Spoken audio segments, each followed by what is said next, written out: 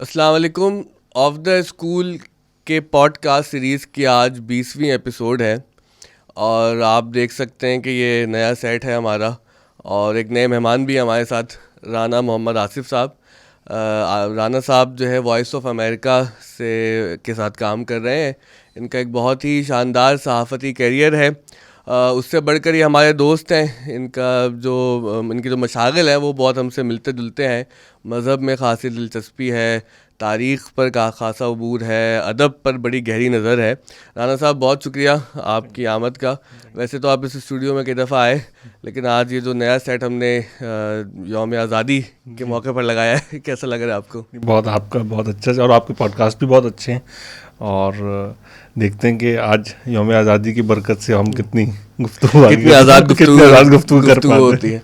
अच्छा देखिए, बात यहाँ से शुरू करते हैं कि इस वक्त जो ना एक पॉडकास्ट पर एक बहुत ज़्यादा क्रिटिसिज्म है कि पाकिस्तान से लोग इंडिया के हवाले से ज़रूर बात करते हैं और उस पर इल्ज़ाम ये है कि वो व्यूज़ लेने के लिए ये सारा काम हो रहा है, जबकि इंडिया के भी जो हम पॉडकास्ट देखते हैं उसमें भी पाकिस्तान के हवाले से बहुत ज़्यादा गुफ्तगू होती है। अब ज़ाहिर है लोग कुछ बातें यहाँ से भी करते होंगे और सोशल मीडिया पे तो कोई बात का सर पैर तो होता नहीं है, लेकिन हम ये जानना चाह रहे हैं कि आप ये जो हमारी यौम आज़ादी है 14 अगस्त पाकिस्तान की, और फिर इंडिया अगले दिन आज़ाद होता है 15 अगस्त को, एक तो ये भी क्या मसला है, ये एक दिन का फ़र्क क्यों आया, इस पर अगर आप कुछ बता सकें। तो ये जो हमारी नफ्सियात का हिस्सा बन गया है कि इंडिया क्या कर रहा है और इंडिया में दिख रहा था पाकिस्तान क्या कर रहा है। गो के इंडिया में मेरा जाना हुआ इंडिया 2008 में, मैंने 10-12 दिन इंडिया में गुजारे और बहुत अच्छा लगा हमें तो जाकर, और मैं तो चाहता हूँ कि फिर कोई दोबारा मौका आए और इंडिया जाने का कोई सबील बन जाए। तो वहाँ पर एक चीज़ हमने ये भी देखी कि जो कुछ मुसलमान दोस्तों के यहाँ कि भाई हम पाकिस्तान से मुकाबला नहीं करते, हमारा मुकाबला चाइना से है। तो हमने कहा भाई कर लो मुकाबला, क्या कर सकते हैं, मुकाबला तो किसी ने भी किया जा सकता है। लेकिन नफ्सियात बहरहाल यही है कि इंडिया में पाकिस्तान के हवाले से क्या हो रहा है और पाकिस्तान में इंडिया में क्या हो रहा है, ये एक तकाबुली जायज़ा, एक कंपैरेटिव एनालिसिस हम बहुत ज़्यादा करते रहते हैं। तो आपको क्या लगता है कि ख़ास एक व्यूज़ गेम है या फिर ये हमारी नफ्सियात का हिस्सा है? देखिए, व्यूज़ गेम भी हो सकता है और जाहिर है कि असल में आपको पता ही है कि मीडिया की ख़ास वो टेक्निक ये है कि कॉन्फ्लिक्ट से ही लोगों की तवज्जो ली जाती है। लेकिन इसकी ज़ाहिर तारीख़ी रीजंस भी हैं और उसकी वजह ये है कि ये दो मुल्क जो हैं वो एक दूसरे को अपने थीसिस और एंटी थीसिस के तौर पे देखते हैं कि इस मुल्क में जब बरतानवी राज था, बरतानवी हुकूमत थी, उसके जाने के बाद जो दो मुल्क कायम हुए एक अलग अलग थीसिस के तौर पे कायम हुए।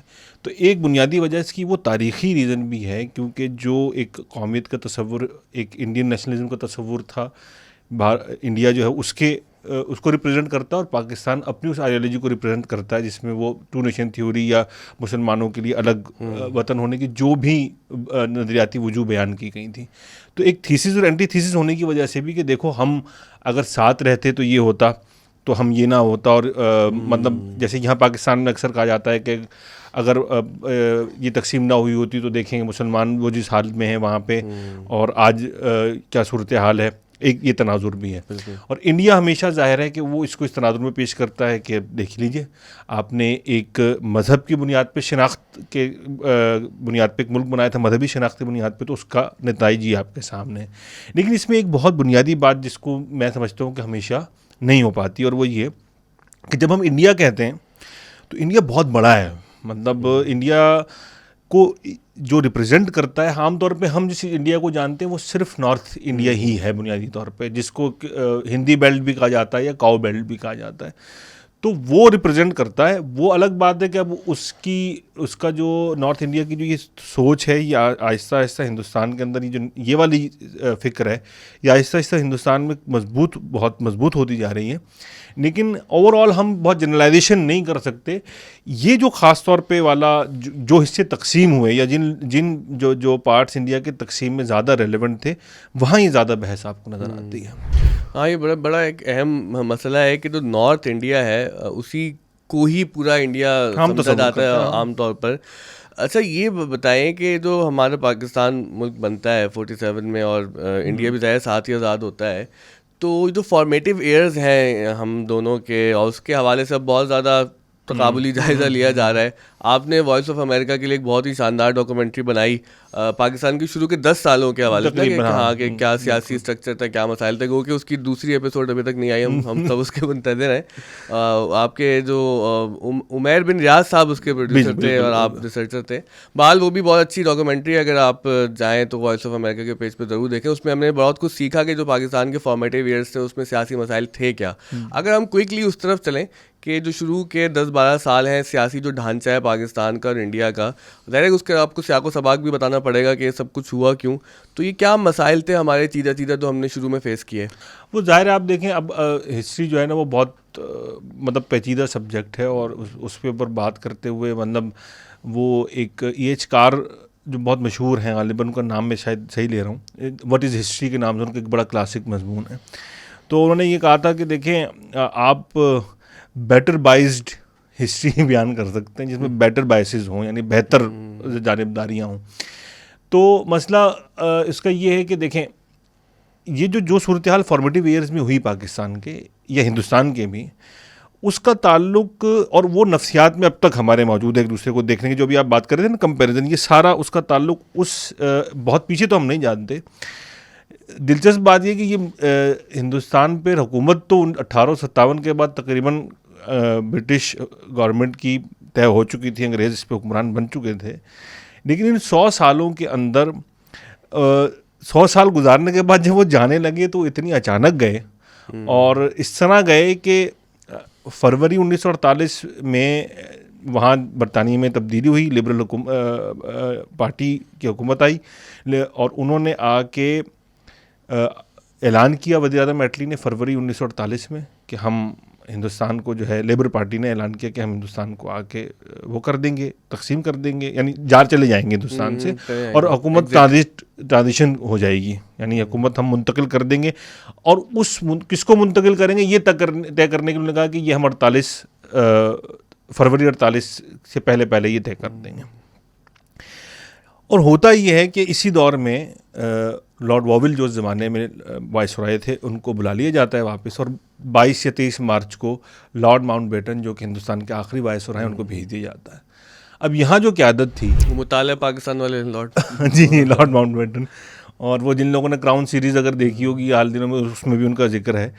तो लॉर्ड माउंटबेटन आ जाते हैं और यहाँ की जो क़यादत थी वो ये समझ रही थी कि भाई लॉर्ड माउंटबेटन तशरीफ़ लाएंगे, लाट साहब जिस तरह कहा जाता था ना हिंदुस्तान में, लाट साहब तशरीफ़ लाएंगे तो लाट फरमाएंगे, हाँ, और वो कोई लाट साहब कोई लाट लेकर आएंगे जिसमें होगा कि भाई वो किताब खुलेगी तो पता चलेगा कि अब हम किस तरीके से सारा कुछ होगा। लेकिन जब वो आए तो उन्होंने कहा भाई हमारे पास तो कुछ भी नहीं, तो वही हो गया दल बगत दारत किताब कोई किताब नहीं निकली, कोई किताब नहीं निकली। उन्होंने यहाँ आके लोगों से मिलना शुरू किया। उनके जो तस्करा निगारों हैं उनमें एक काफ़ी उनकी डे टू डे जो यहाँ मसरूफियात थी उनको भी रिकॉर्ड किया गया। अच्छा, दिलचस्प बात यह है कि ये ऐसे ही तस्करा आ गया, वो कोई बहुत ज़्यादा विलिंग भी नहीं थे इस प्रोजेक्ट के लिए।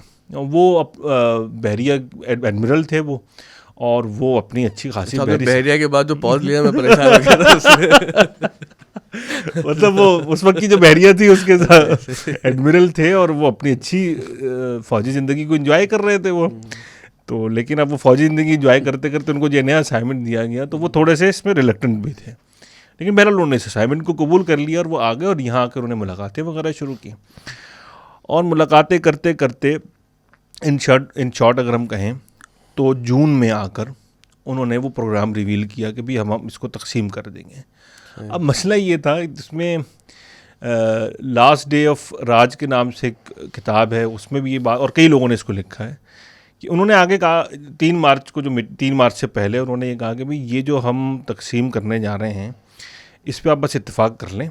और उस वक्त तक, यानी 3 मार्च प्लान कहलाता है लॉर्ड माउंटबेटन का, 2 मार्च तक उन्होंने ये नहीं बताया कि ये किस तरीके से होगा और ये कब होने जा रहा है। अच्छा, यहाँ जो हिंदुस्तान की आदत थी इसके जहन में ये था कि भाई दायरे वज़ीर-ए-आज़म ने कहा है तो 48 तक ही जाएगी बात।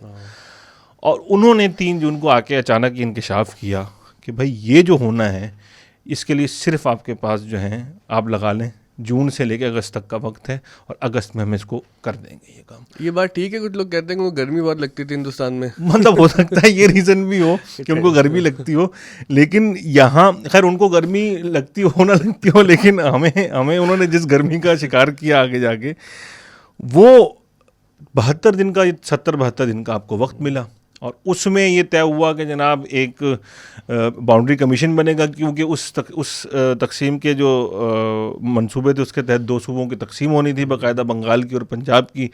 उसके लिए एक बाउंड्री कमीशन बनेगा। उसके लिए आप लोगों ने, हम सब ने मुताले पाकिस्तान में वो रेड क्लिफ कमीशन का पढ़ रखा है। वो एक जज थे, उनको पता भी नहीं था जोग्राफिए का उनको, और इस इतनी जल्दबाजी में सब कुछ हुआ कि आप अंदाज़ा लगाएं कि 14-15 अगस्त को मुल्क तो बन चुके थे, लेकिन बाउंड्री कमीशन जो उनके तहत काम कर रहा था उसने अपना काम जो है वो मुल्क बनने के भी 4 दिन बाद मुकम्मल किया। कब्जा पहले दे दिया, पोजीशन की फाइल बाद में दी। अब आपको याद आएगा मैंने क्यों जिक्र किया था। तो अल्लाह अकबर। अच्छा, फिर हम एक और चीज़ समझते हैं कि जैसे अंग्रेज़ आए और उन्होंने ऐलान किया, और ऐलान करने के बाद जनाब मुल्क बन गए। दिलचस्प बात यह है कि भाई उस वक्त हिंदुस्तान के अंदर कोई 536 या 550 के करीब प्रिंसली स्टेट्स थी, छोटे छोटे राज्य महाराजे थे। 536 के करीब स्टेट्स थी, और उनमें जो बहुत बड़ी स्टेट्स थी उनमें से 3 स्टेट्स का जो इशू था वो पाकिस्तान के अंदर जो है वो 10 रियासतें शामिल हुई उन प्रिंसली स्टेट में से, और उनमें से आप देखें तो कल्लात जो है वो पाकिस्तान में शामिल नहीं होना चाह रहा था शुरू में। अच्छा। इवन भावलपुर जो है रियासत, जो कि इस वक्त पंजाब का हिस्सा है, इनिशियली ये भी इतने विलिंग नहीं थे उसमें शामिल होने के लिए। करते करते करते आप ये अंदाज़ा लगाएं कि जिस पाकिस्तान की हम 14 अगस्त को यौम आज़ादी मनाते हैं, उसका जोग्राफिया मुकम्मल होते होते फरवरी 48 का वक्त आ चुका था। अगस्त से और 7 महीने वो ज़ाहिर है वो एक्सेशन के पूरा प्रोसेस था, उसमें लोग शामिल हो रहे थे। कल्लात में काफ़ी मसला हो गया, क्योंकि वो पहले जो है वो असम्बली ने जो है वो कहा कि हमें 3 महीने का वक्त दिया जाए। इतने में खान अफ कल्लात ने ऐलान कर दिया कि हम इलाक करेंगे। फिर उनके भाई जो उन्होंने बगावत कर दी, अब्दुल करीम ने, उनके खिलाफ फौज का ऑपरेशन हुआ, और इस तरीके से यानी अब पाकिस्तान हम समझ रहे हैं कि 14 अगस्त को बन गया, जबकि आप देखें तो 14 अगस्त तो बनना शुरू हुआ था, बन रहा था। और हिंदुस्तान का भी ये मामला था कि मतलब हैदराबाद का जो इलाक़ है वो तो जाके 48 सितंबर में जाके होता है। तो लेकिन वहाँ तो फिर मसला और भी पेचीदा था ना। पेचीदगी ये दोनों के दरमियान थी। मतलब आप देखें हमारे यहाँ भी क्यों, अच्छा इस पेचीदगी का ताल्लुक जो है वो उसी तकसीम के प्लान से था, क्योंकि उसमें इल्हाक के हवाले से भी कोई बहुत वाजे प्रिंसिपल्स नहीं दिए गए थे। यानी एक इजलास उसी वक्त जो है वो एक जो महाराजा थे या जो प्रिंसली स्टेट्स के जो सरबराहान थे, उन्होंने भी अपनी एक वो बना रखी थी, एक अंजुमन सी बना रखी थी, उनके साथ भी गुफ्तगू हो रही थी। तो एक इतना कन्फ्यूजन था उस वक्त कि ये सब कुछ इस पूरी कन्फ्यूजन के अंदर ये पूरी तारीख डेवलप हो रही थी। तो ये जो एग्जिस्टेंशियल प्रॉब्लम्स जो हम लेकर आगे बढ़े, ये उसी कन्फ्यूजन का नतीजा था जो तकसीम के बाद पैदा होना शुरू हुई। तो वही सूरत हाल हो गई कि आ रही है दमादम सदाए कायनात अभी नातमाम है शायद। और वो इतनी नातमाम थी कि आप ये देखिए कि हिंदुस्तान मतलब हम 3 रियासतों का हम सिर्फ तस्करा कर लेते हैं कि जूनागढ़, हैदराबाद और कश्मीर। इन तीनों के बारे में अगर हम देखें तो आपको बड़ी दिलचस्प सूरत हाल नज़र आएगी कि रियासतों के बारे में वो मौक़िफ़ जो पाकिस्तान का हैदराबाद के बारे में था वो कश्मीर के बारे में नहीं था। हिंदुस्तान का जो मौक़िफ़ कश्मीर के बारे में था वो हैदराबाद के बारे में नहीं था। यानी जहां आपको लगता है कि हुक्मरान जो है अगर आपके साथ नहीं चल रहा तो आप कहते हैं कि भाई कोई मसला नहीं है, उसके बावजूद हम यहाँ पे इसका इलाक़ कर सकते हैं। एक तरफ आप इसरार कर रहे थे कि नहीं आबादी, इसकी तरह वजाहत करना हमारे देखने वालों के लिए कि वो क्या मौक़िफ़ थे, क्या तज़ाद था। वो भाई तज़ाद असल में ये था कि मैंने इस तरह कहा कि एक सेशन के अंदर कोई बाकायदा बहुत ज़्यादा ये वजाहत नहीं थी कि क्या क्या, मतलब कुछ असूल इस तरह बहुत मुतय्यन नहीं थे। ये था कि भाई उसका बहरी ज़मीनी रास्ता होना चाहिए, आबादी का रेशो आप देखें उसमें कंसिडर करें उसको। हैदराबाद दक्कन क्योंकि मुस्लिम अक्सरियती इलाका नहीं था, वो रियासत जो है वो उसके मुसलमान हुक्मरान ज़रूर थे, लेकिन उसकी जो रियाया थी उसकी में जो अक्सरियत थी वो हिंदू आबादी की थी। कश्मीर में जो है वो मुसलमानों की अब अक्सरियत थी, लेकिन जो हुक्मरान थे वो नॉन मुस्लिम थे। वो जो हरी सिंह का ख़ानदान था वो नॉन मुस्लिम थे।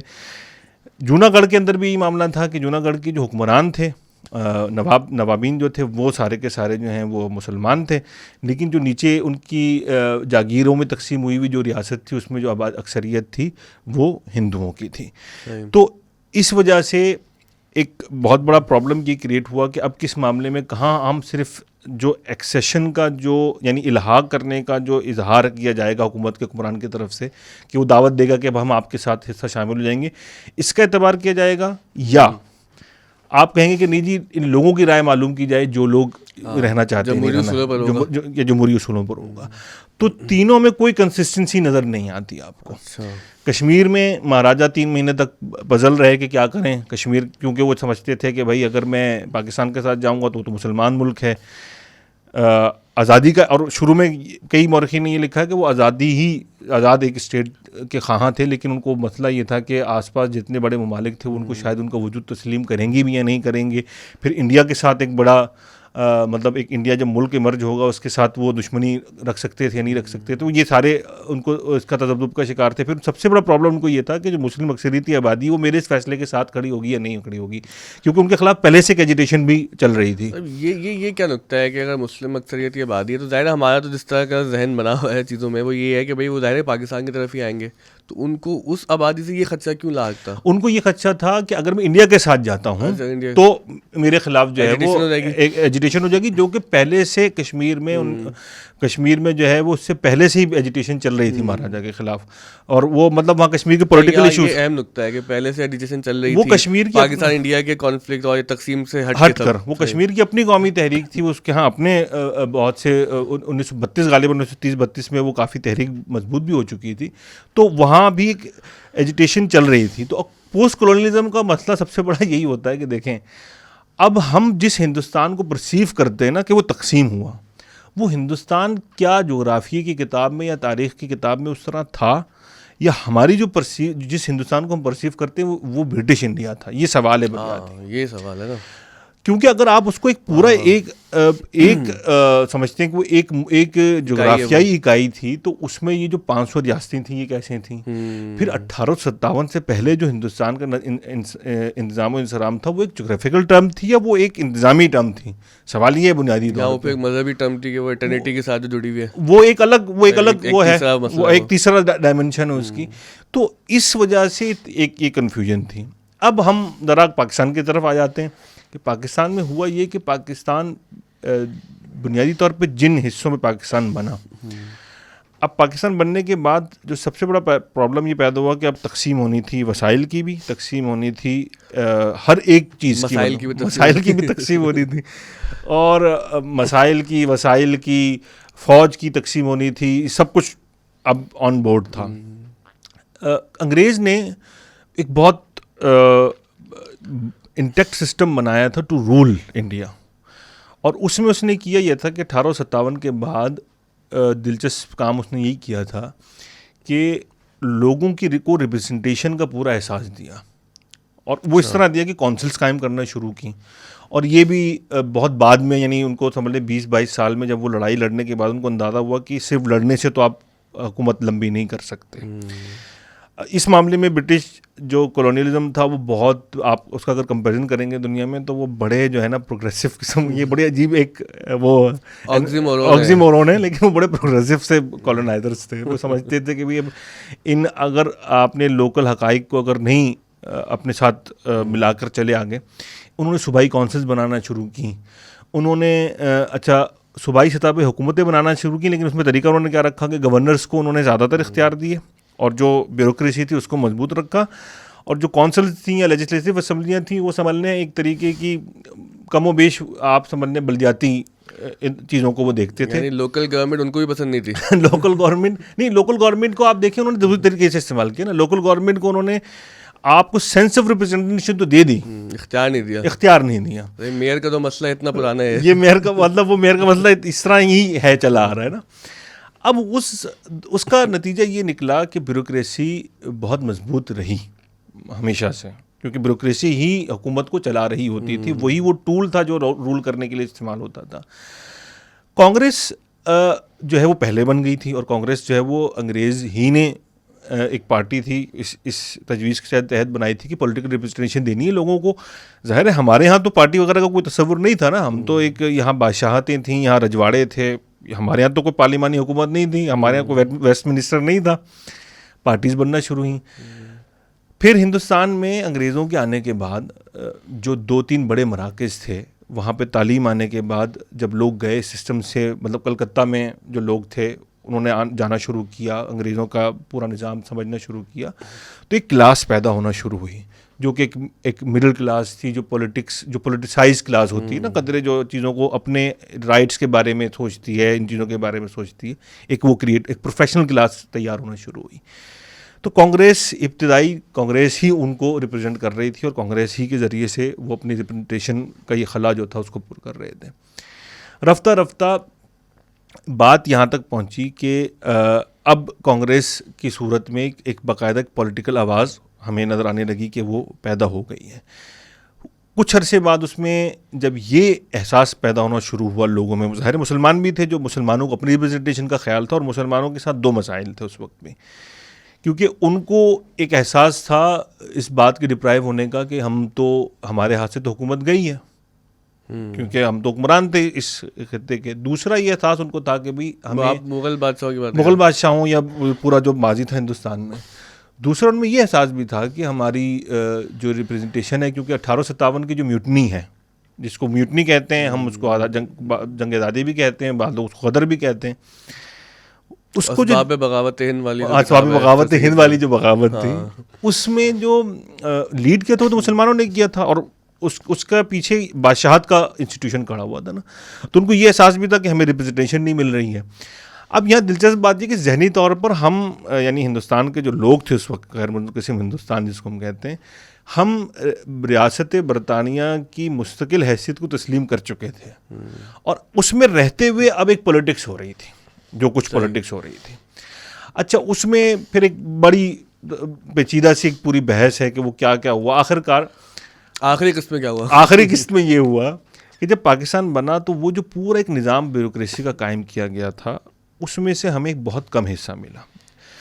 हिंदुस्तान को एक बनाया बिल्कुल वेल इस्टेब्लिश्ड दारुल हुकूमत मिला, जो कि दिल्ली था, और दिल्ली, मतलब अंग्रेज़ों ने दारुल हुकूमत तो बहुत बाद में उसको बनाया, सदियों से दारुल हुकूमत चला आ रहा था दिल्ली, क्योंकि अंग्रेज़ों का इनिशियल दारुल हुकूमत तो कलकत्ता ही था, वहीं से वो रूल करते थे, क्योंकि सबसे पहले कॉलोनाइज ही वो इलाके हुए थे।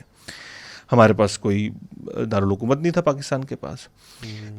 गालिबन सिर्फ 92 या 96 करीब जो सीनियर ब्यूरोक्रेटिक ऑफिशियल ब्यूरोक्रेसी के लोग थे, उन्होंने ज्वाइन किया था पाकिस्तान को, सिर्फ 92-93 लोग थे। एक जो बहुत अनएक्सपेक्टेड चीज़ हुई थी वो ये हुई थी, जो किसी के भी शायद उस वक्त जहन में ऐसा लगता है कि नहीं थी, कि जब तकसीम हुई तो लग ये रहा था कि भाई जिस तरह होता है कि भाई आप तकसीम, ये 4 चीज़ें आपकी 2 मेरी, और उसके बाद हम अलग अलग अपने अपनी राह हो जाएंगे, लेकिन ऐसा नहीं हुआ। फसादात हो गए, और बहुत खूरेज़ फसादात हुए, मतलब दुनिया की तारीख़ के खूरेज़ फसादात हुए। उसके बाद क्योंकि कश्मीर का मामला खड़ा हो चुका था, ये जोग्राफ़ी हदूद मुतय्यन नहीं हो रही थी, तो इंडिया की तरफ से एक बहुत बड़ा रिएक्शन ये था कि उन्होंने पाकिस्तान को कहा कि हम इनको अगर इस वक्त अपने इनके वसाइल देना शुरू कर देंगे तो ये तो हमारे ख़िलाफ़ इस्तेमाल होंगे आखिरकार। उससे पहले डिफेंस काउंसिल ख़त्म की, जिसके नतीजे में आप डिफेंस काउंसिल एक बनाई गई थी, जिसने आपके दिफाई असासे जो हैं वो तकसीम करने थे, वो ख़त्म हो गई, वो डाइल्यूट हुई। इसके नतीजे में यहाँ हथियारों की कमी भी थी इनको। फिर पाकिस्तान को एक एग्जिस्टेंशियल थ्रेट ये था कि जिस तरह कश्मीर में हुआ है, इस तरह कहीं और भी जगहों पे होना शुरू हो जाए।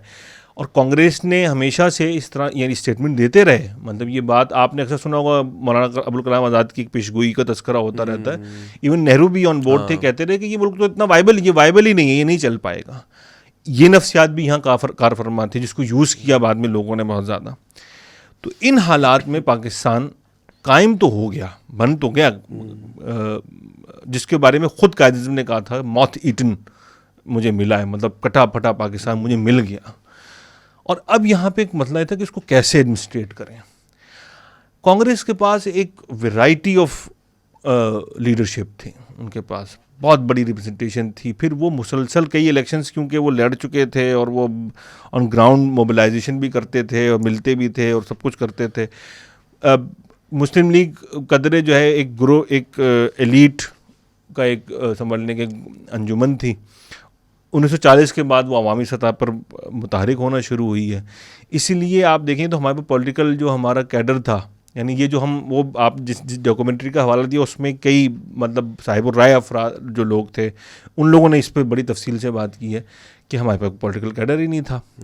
कायद-ए-आज़म सूबाई गवर्नरों के ज़रिए से ही हुकूमतों को चला रहे थे। पहली सूबाई हुकूमत में अखिल पाकिस्तान बनने के 7 महीने के अंदर हमें वो करनी पड़ी, बरतरफ करनी पड़ी। दारुल हुकूमत में मसला ये था कि जो सिंध की हुकूमत थी वो कहती थी कि आपने हमसे पूछे बगैर कराची को दारुल हुकूमत बनाने का ऐलान कर दिया है। दारुल हुकूमत में मसले खड़े हुए थे कि ये बनेगा, मसला है कराची शुरू से मसला है, ठीक है। फिर सूबाई हुकूमतें ख़त्म हुई।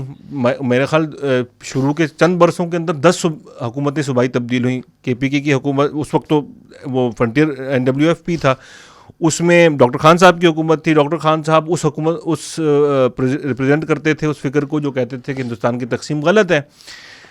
उन्होंने ये कहा था, यानी अब इसमें कॉन्फ्लिक्ट है कि उन्होंने ये कहा था कि आप यहाँ रेफरेंडम करवाएं, अगर पाकिस्तान के हक़ में वोट आ जाता है तो हम हुकूमत छोड़ देंगे। रेफरेंडम में पाकिस्तान के हक़ में वोट आया तो कहा जाता है कि उन्होंने कहा कि तो धांधली हुई है इस रेफरेंडम में। उसके बाद मुस्लिम लीग ने उनकी हुकूमत ख़त्म करवाई वहाँ पे खान अब्दुल कयूम खान के ज़रिए से। तो ये जो 3 सूबे थे पाकिस्तान के जो उस वक्त बाकायदा सूबे थे, सिंध, पंजाब और NWFP, इन तीनों में मुस्लिम लीग बहुत शदीद दाखिली तकसीम का भी शिकार थी। अच्छा। इस तकसीम का फ़ायदा कौन उठा रहा था? ज़ाहिर है कि ब्यूरोक्रेसी उठा रही थी, क्योंकि ब्यूरोक्रेसी तो कोई मुल्क चलाने के लिए चाहिए भी तो था ना कि जिसको जो इंतज़ाम चलाए। उस वक्त जो है आप देखें तो ब्यूरोक्रेसी का इन्फ्लुएंस इतना था कि जो पहली कैबिनेट बनी है पाकिस्तान के, जो कायद-ए-आज़म ने बनाई है, उसमें जो थे वो चौधरी मोहम्मद अली उसके सेक्रेटरी थे, और वो उनकी हैसियत समझने के ऐसी थी कि वो चीफ एग्जीक्यूटिव ही थे, उनका इख्तियारात तकरीबन ऐसे ही थे। लेकिन यहाँ पर कई लोगों ने हमारे यहाँ लिखी ये बात कि कायद-ए-आज़म ने लियाकत अली ख़ान को वज़ीर आज़म बनाया, गो के जो इंडिया एक्ट था उसके अंदर इस ओहदे की कोई गुंजाइश नहीं थी या इसका कोई जिक्र नहीं था। और यहाँ से उन्होंने शायद इशारा ये दिया कि पार्लिमानी निज़ाम हुकूमत होना चाहिए। इन हालात में पाकिस्तान जो है उसने अपना सफ़र शुरू किया, क्योंकि मैंने बहुत तवील जवाब दिया है लेकिन उसके बावजूद मैं पूरी कहानी बयान नहीं कर रहा। मैं तो आपकी जो सहर अंगेज़ गुफ्तगू है उसमें इतना ज़्यादा एब्जॉर्ब हो गया कि मैं सोचा था कि आप हाल की बात कर रहे हैं या माजी की, क्योंकि मसाइल तो वही वाले हैं कि जो हम रोज़ यहाँ पर देख रहे हैं। तो ये तो वही वाली बात हो गई ना कि मेरी तामीर में मुज़मिर है एक सूरत ख़राबी की। तो ये लेकिन बात ये ना, ये तो हम नोहा ये गिरिया सुनते रहते हैं। ज़ाहिर है कि इसमें बहुत सारे नए निकात भी थे, तो मेरे लिए तो लर्निंग के पॉइंट्स थे। लेकिन क्या हम इसी नफ्सियात में रहेंगे कि यार मतलब हम तो थे ही ऐसे, हम तो है ही ऐसे, हम तो रहेंगे ऐसे। फिर इसमें एक सवाल जो मैं साथ जो जोड़ना चाहूँ ना, फिर आप बात कीजिएगा, कि जो कायद-ए-आज़म के हवाले से एक बात होती है और बहुत ही जायज़ बात होती है कि पाकिस्तान के फॉर्मेटिव ईयर्स में शायद सबसे बड़ा नुकसान हमारा रहता है कि कायद-ए-आज़म की विसाल फरमा गए। अगर वो जिंदा रहते हैं, उनको मौका मिलता तो शायद यकीनन सूरत हाल बहुत बेहतर होती, हम जो मसाइल हुए। लेकिन उधर देखें गांधी जी का कत्ल हुआ, यहाँ पे लियाकत अली ख़ान साहब का मर्डर हो गया, तो वहाँ पे जो नेहरू ने जो रोल अज्यूम किया उस रियासत की बका के लिए, तरक्की के लिए, जो भी चीज़ें बनती रही, IIT का भी कहते हैं क़याम शुरू में ही हो गया था सारा, और आज उससे सुंदर पिचाई निकल रहे हैं और बहुत बड़े बड़े CEO जो है, बहुत अहम इंस्टीट्यूट है II दुनिया का, IIT सॉरी। तो यहाँ पर वो रोल कोई अज्यूम क्यों नहीं कर सका? वही वाली बात कि कोई पॉलिटिकल कार्डर था नहीं, ये तकदीरी मसला था। देखिए बात वही है कि जिन्ना साहब जो हैं वो 1948 में उनका इंतकाल हो गया, और उनके बाद ये बात बिल्कुल ठीक है कि ये एक बहुत बड़ा गैप ज़रूर पैदा हुआ। इसमें अगर हम इसको थोड़ा सा यूँ भी समझें कि नेहरू ने इस पर लिखा भी बहुत, अपने आइडिया ऑफ इंडिया पे बहुत कुछ लिखा उन्होंने, और वो जो उनकी एक बड़ी मशहूर किताब भी है, क्या नाम है उसका, वो जो स्टोरी ऑफ इंडिया गालिबन नाम है, जो उन्होंने अपनी इंदिरा गांधी को खतूत जो लिखे, वो इस पर बहुत लिखते भी रहे। और वो ख़ुद भी एक वकील थे और उनके जहन में कोई ना कोई खाका ज़रूर था और एक आइडियोलॉजी थी इंडिया की। इसी तरह जिन्ना साहब के भी जहन में एक आइडियोलॉजी थी पाकिस्तान की। नेहरू को अपनी उस आइडियोलॉजी को एक्चुअलाइज करने का वक्त मिला और वो 16 साल तकरीबन जो है वो वज़ीर आज़म रहे और उन 16 सालों में उन्होंने, दिलचस्प बात यह है कि हम ये समझते हैं एक तो मतलब IIT उन्होंने बनाया, गो कि अब आपको पता ही है कि अब हिंदुस्तान में भी इस पर बहस होने लगी है कि नेहरू जो है वो बल्कि बहुत ज़्यादा होने लगी है। बल्कि बीजेपी की हुकूमत जब से आई है तो एक बात ये, हर मसले की जड़ वो नेहरू पे ही निकलती है आखिर में आगे भाई, उसके नतीजे में बड़े अच्छे मीम्स हम देखने को मौका मिलता है हमें। नेहरू पे इतने मतलब वो अभी कुछ गुज़िश्ता साल गालिबन जो है वो इंडिया के प्राइम मिनिस्टर, उन्होंने ये तक बयान दिया था कि अगर पटेल वज़ीर आज़म होते तो उस वक्त चाहे कश्मीर का मसला भी ना हल उसी वक्त हो चुका होता। अच्छा। ये यहाँ तक बात चली गई है। अब कोई भी मसला उठता है उसमें कहीं ना कहीं नेहरू जो है वो मुरीद इल्ज़ाम ज़रूर ठहरते हैं। लेकिन नेहरू के दौर में खैर दौर भी बहुत तवील है। IIT का बनना, यूनिवर्सिटी ग्रांट कमीशन उनके ज़माने में था तो पहले भी उन्होंने उसको मज़ीद ग्रांट दिया, उन्होंने तालीमी इदारे बनवाए, 1962 में इंडिया का स्पेस प्रोग्राम शुरू हो गया। उन्होंने हर शोबे में नेहरू ने, आप देखें अपने जो वो आइडियोलॉजी थे उसके फुटप्रिंट छोड़े। इवन फिल्म्स में इंडिया की मईशत के बारे में जो लोग लिखा है जिन लोगों ने, उन्होंने एक बड़ी दिलचस्प बात ये लिखी कि नेहरू के बारे में कहा जाता है ना फेबियन सोशलिस्ट थे, मतलब फेबियन सोशलिज्म के कायल थे, और नेहरूइन सोशलिज्म भी अब कहा जाता था उसको बाद में। और उनको सबसे बड़ा कॉम्प्लेक्स इस बात का था कि हिंदुस्तान की शहरी और देही आबादी में, क्योंकि इंडस्ट्रियलाइजेशन तो शुरू हो चुकी थी, इसमें जो है ना पैरिटी रहनी चाहिए। इसलिए आप देखें गालिबन वो नया दौर थी दिलीप कुमार की फिल्म जो थी, जिसमें उन्होंने इस पूरे ट्रांजिशन को दिखाने की कोशिश की। मैं इसमें सिर्फ मिसाल के तौर पर देना चाह रहा था कि उस वक्त में बनने वाली जो फिल्म थी हिंदुस्तान की, नेहरू के बहुत करीबी दोस्तियाँ थीं दिलीप कुमार से और देवानंद वगैरह से, उसके जो फिल्म स्टार थे। फिल्म में भी आपको नेहरू का वो रंग नज़र आएगा। दूरदर्शन में कई ऐसे प्रोग्राम बाद में क्रिएट हुए जिसमें आइडिया ऑफ इंडिया के ऊपर बार बार काम हुआ, जिसमें वो हिंदुस्तान का वो अजीम जो पूरा पस मंज़र है, जिसको वो पूरी अजीम तारीख को लेकर आगे चलते हैं, जिसको स्टोरी ऑफ इंडिया के तौर पे नेहरू ने रिकॉर्ड भी किया अपने खुतूत में। वो मुग़लों के एरा की भी बहुत सी चीज़ों को जो है वो तस्लीम करते हैं। उस पर भी बहस हुई कि बाद जगहों पे उन्होंने भी जो है वही रवैया अख्तियार किया, लेकिन एक पूरा आइडिया ऑफ इंडिया था नेहरू का, जिसको एक्चुअलाइज कर रहे थे अपने सामने और लेकर चल रहे थे। नॉन अलाइनमेंट का इतना बड़ा कॉन्सेप्ट कि USSR जैसी ताकत मौजूद थी, अमेरिका था, सेकेंड वर्ल्ड वॉर के बावजूद नेहरू ने नॉन अलाइनमेंट का पूरा एक अपना तहरीक शुरू की। उसके अंदर बाद में लोग शामिल होना शुरू हो गए। लेकिन दोनों के साथ नहीं जाएंगे, हम इंडिपेंडेंट रहेंगे मतलब। और इसको अगर हम हमारे स्टूडेंट्स भी देखते रहते ना तो और कुछ चीज़ें बर्दाश्त भी करते हैं। गैर जानिबदारी। और उसमें दिलचस्प बात यह थी कि बाद में लिखने को गैर जानिबदारी इतनी दिलचस्प थी कि उसमें फ़ायदा दोनों से लिया जाएगा, नुकसान किसी का नहीं किया जाएगा। तो नेहरू ने ये किया, क्योंकि जो स्पेस प्रोग्राम है इंडिया का उसमें ज़ाहिर USSR ने उसको बहुत मदद की। अभी भी देखें ना, वो रशियन ऑयल हमसे पहले इंडिया ने लिया। बिल्कुल।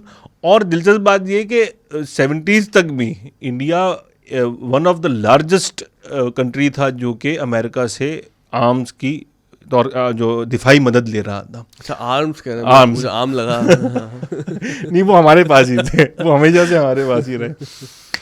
इन हालात में पाकिस्तान के साथ क्या हुआ कि जिन्ना साहब चले गए 48 में, और उसके बाद फिर एक महलाती साजिशों का एक दौर शुरू हुआ। आप यकीन करें कि पाकिस्तान में शायद किसी को अगर इसका ख्याल आए, पिछले दिनों दुनिया में नेटफ्लिक्स पर और बहुत से दीगर जो प्लेटफॉर्म्स हैं उन पे पॉलिटिक्स ड्रामा बहुत हुआ है। आप देखें, मतलब क्राउन की सूरत में कहानी आई है, या गेम ऑफ थ्रोन जैसे सीरीज़ जो है, लोगों ने पॉलिटिक्स, बड़े बड़े पॉलिटिशियंस ने देखना शुरू किया कि किस तरह महलती साजिशें होती हैं, किस तरह एक हुक्मरान के गिर्द लोग जमा होते हैं और दूसरे को गिराते हैं। पाकिस्तान के जो इब्तदाई 10-11 साल हैं, अगर आप उसको देखें तो उस पर एक ऐसी ट्रेजिडी से भरपूर वो पूरे 10-11 साल हैं कि उसमें अगर वो ये वाक़यात कहीं बहुत पहले हुए होते तो आज शायद शेक्सपियरियन ट्रेजिडी या सबसे बड़ी या होमर के ज़माने में होते तो वो सबसे बड़ी मिसालें शायद पाकिस्तान में होती। ख्वाजा नाज़िमुद्दीन गवर्नर जनरल बन गए और लियाकत अली ख़ान जो है वो वज़ीर आज़म हो गए, और उसके बाद अब ये लोग थे तो सही सामने फ्रंट में, लेकिन उस वक्त भी जो हुकूमत करने वाले लोग थे वो वही थे जो कि ब्यूरोक्रेसी थी। इसमें एक बड़ी तल्ख हकीकत भी है। ज़ाहिर है कि बहुत से हमारे पाकिस्तान के जो हिस्टोरियन ये कहते हैं कि भाई लियाकत अली ख़ान तो कायज़म के लेफ्टिनेंट थे और सब कुछ वो कर रहे थे, लेकिन ये बात तो थी कि उनकी कोई कॉन्स्टिट्यूंसी नहीं थी यहाँ पे। बाद लोग हमारे कहते हैं कि भाई पूरा पाकिस्तान उनकी कॉन्स्टिट्यूंसी था, लेकिन उनकी कोई कॉन्स्टिट्यूंसी बज़ाहिर यहाँ नहीं थी। अच्छा, ये बात थोड़ी सी मैं इसमें इजाफा कर दूँ कि पाकिस्तान और हिंदुस्तान को जो असम्बलीज़ मिली थी वो 1946 के इंतखाबात में वजूद पाने वाली जो असम्बलीज थी वही तकसीम होकर मिल गई थी हमें। यानी इन मुल्कों के बनने के बाद कोई नया रिप्रेजेंटेशन नहीं आ रही थी। पाकिस्तान की असम्बली जो हमें मिली वो दस्तूर साज असम्बली थी। दस्तूर साज असम्बली कौन सी होती है? जिसकी जिम्मेदारी ये थी कि उसने आइन बनाना था मुल्क का, क्योंकि नया मुल्क बन गया था तो उसका कॉन्स्टिट्यूशन लिखा जाएगा। और आइन क्या है? आइन ने 3 काम तो बुनियादी तौर पे करने थे कि इस रियासत का क्या काम होगा, यानी इस रियासत के मकासद को मुतय्यन कर देगी वो, ठीक है। उसमें फिर सब चीज़ें आ जाती हैं, उससे तालीमी पॉलिसी, उससे जो है वो माशी पॉलिसी, ये सब चीज़ें उसमें आ जाती हैं। फॉरेन पॉलिसी भी आती है, फॉरेन पॉलिसी भी ज़ाहिर आती है उसमें। दूसरी चीज़ थी आइन तय करेगी कि शहरी और रियासत का ताल्लुक आपस में क्या होगा। और तीसरी सबसे अहम चीज़ जो थी, क्योंकि पाकिस्तान या इंडिया दोनों जो हैं वो फेडरेशंस थी, ये यूनिट्स पर कायम थे, मतलब ये इंतज़ामी यूनिट से मिलकर मुल्क बने थे। तो इनके दरमियान और जो विफाक जो यानी मरकज़ी हुकूमत है,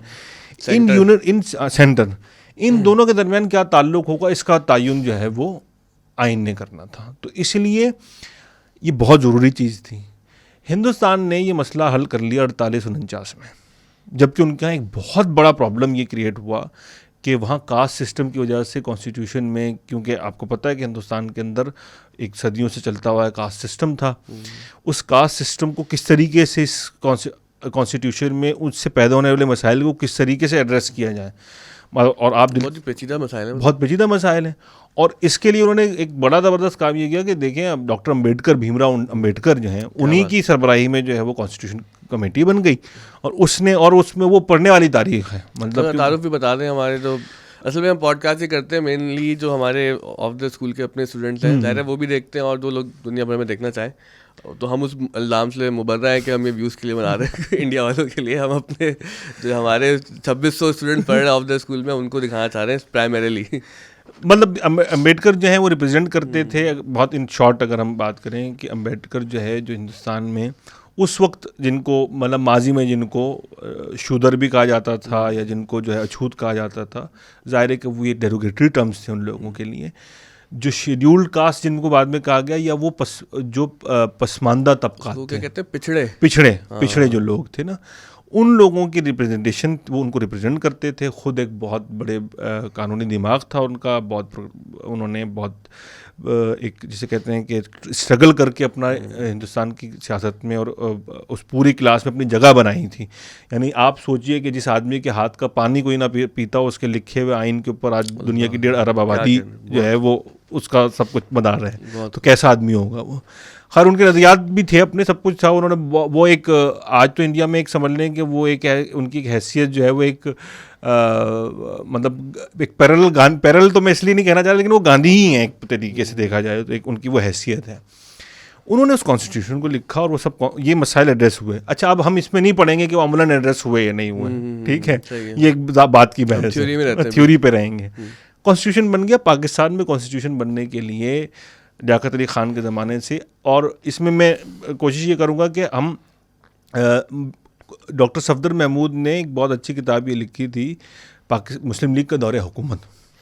मुस्लिम लीग का दौरे हुकूमत उनकी ऐसी किताब है कि आमतौर पर डॉक्टर सफदर महमूद को जो है वो राइट का, वो बुनियादी तौर पे एक राइटिस्ट थे, यानी वो पाकिस्तान की 2 कौमी नज़रिए की बुनियाद पर बनने और की पुरजोर तायीद करने वाले लिखने वालों में से थे, और वो कायद आज़म रहमतुल्लाह अलैह कहने वाले लोगों में से थे।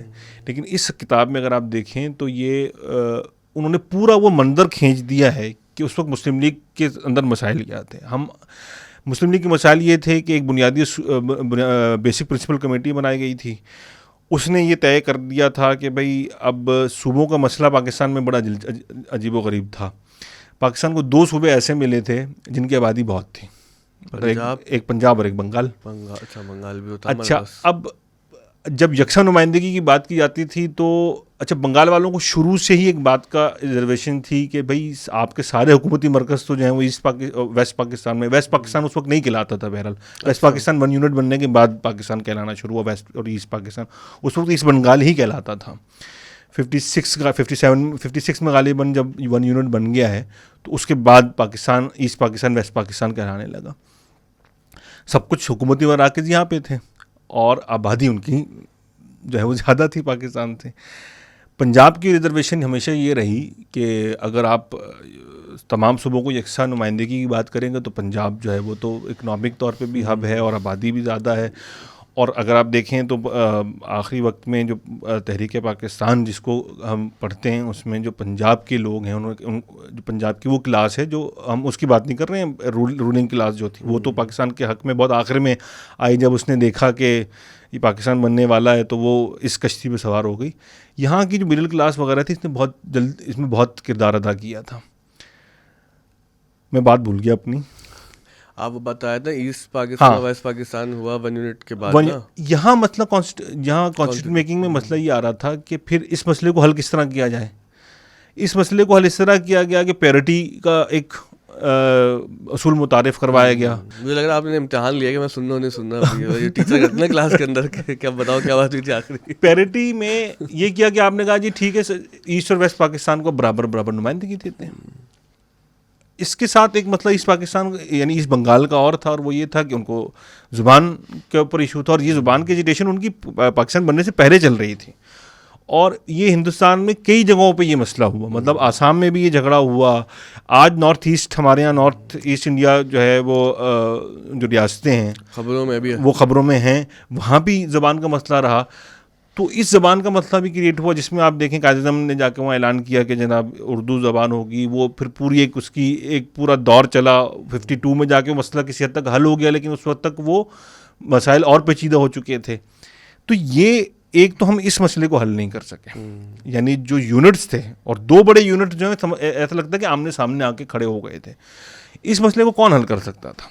इस मसले को जाहिर है कि रिप्रेजेंटेटिव हल कर सकते। इलेक्शन नहीं करते, इलेक्शन नहीं करते। दिलचस्प बात यह कि पाकिस्तान में 1958 तक जो भी मुंतखब हम सुनते हैं ना इंतखाब होते रहे, वो सारे इनडायरेक्ट इलेक्शंस थे। अभी जानबूझ के कर रहे हैं, माजी और हाल एक जैसा दिखा रहे हैं हमें, या ये कहीं हो रहा है। अब ये है, ये सब क्या कर रहे हैं, वो तैयारी से दुनिया है ना। वो 58 का जो इलेक्शन होने वाला था उससे पहले मार्शल लॉ लग गया, मतलब इस्कंदर मिर्ज़ा जो उन्होंने मार्शल लॉ लगा दिया, और उसके बाद दौरे अय्यूबी शुरू हो गया। ये जो कौम सब्र करती रही कौम सब्र करती रही, दौरे अय्यूबी में सब्र कौम करती रही। इस दौर के अंदर आपने कॉन्स्टिट्यूशन क्वेश्चन को अपना हल नहीं किया। उसका नतीजा जाहिर है फिर वही निकला कि बाद में वो जो मसला था, ये लावा जो पक रहा था, ये 70s में जाके फूटा और फिर वो जो 2 लाख पाकिस्तान हो गया। जो फॉर्मेटिव ईयर्स थे उसमें अगर हम इन कंक्लूजन कहें तो 2 से 3 काम आप नहीं कर सके। सबसे बुनियादी काम तो आप ये दस्तूर का मसला हल नहीं कर सके। पहले आइन बना नहीं सके, अब आइन पे अमल दरामद नहीं करवा सके, और वो नहीं हो सका अमल दरामद। दूसरा मसला था रिप्रेजेंटेशन के लिए आपको, अच्छा ज़ाहिर दस्तूरी नहीं था, रिप्रेजेंटेशन का मसला आप कैसे हल करते हैं। हिंदुस्तान में पहला इलेक्शन 51-52 में हो गया था। तो वही वाली बात होगी ना, ढोला उसी ना रोला उसी ना कानून होगा ना अमल होगा उस पर। और जो कानून आप बनाए भी, 53 में आपने एक आइन बनाया, जिन लोगों ने आइन बनाया उन्होंने उसको तोड़ दिया। फिर वो मौलवी तमीज़ुद्दीन केस होता है, उसमें गवर्नर जनरल जो है असम्बली को तोड़ देते हैं, जस्टिस मुनीर आ जाते हैं, वो उस असम्बली के तोड़ने को ज़रूरत वाले, बिल्कुल जस्टिस मुनीर आके जो कहते हैं कि ठीक है असम्बली के तोड़ने का इख्तियार था नहीं था। दिलचस्प बात ये कि उस ज़माने में 1953 में ये बहस हो रही थी कि पाकिस्तान तो जो है वो मलका बरतानिया के फरमान, हम तो डोमिनियन हैं, यानी दायरे के हम तो एक ज़ेली उसके मातहत रियासत हैं, तो हम मलका ने गवर्नर जनरल को जो वो तो नुमाइंदा है यहाँ पे, इसकी इख्तियार को आप कैसे चैलेंज कर सकते हैं। अच्छा, ये तक बहस हो रही थी। तो पाकिस्तान को तुफैली रियासत समझ लिया था के साथ। इनिशियली तो हमारा स्टेटस था भी डोमिनियन का ही ना। और लेकिन बहुत से दिलचस्प बात यह है कि पाकिस्तान और हिंदुस्तान दोनों के यहाँ अगर आप देखेंगे तो बहुत स्वराज वगैरह, ये आप जब भी इस पूरे 1900 के बाद से लेकर 1919 ख़ास तौर पे 1919 में क्योंकि जो इस्लाहात आई हैं उसके नतीजे में सूबाई हुकूमतें आना शुरू हुई, तो थोड़ा लोगों को इख्तियार मिलना शुरू हुआ। उसके बाद से अगर आप देखेंगे तो बहुत वेग से एक आइडिया था।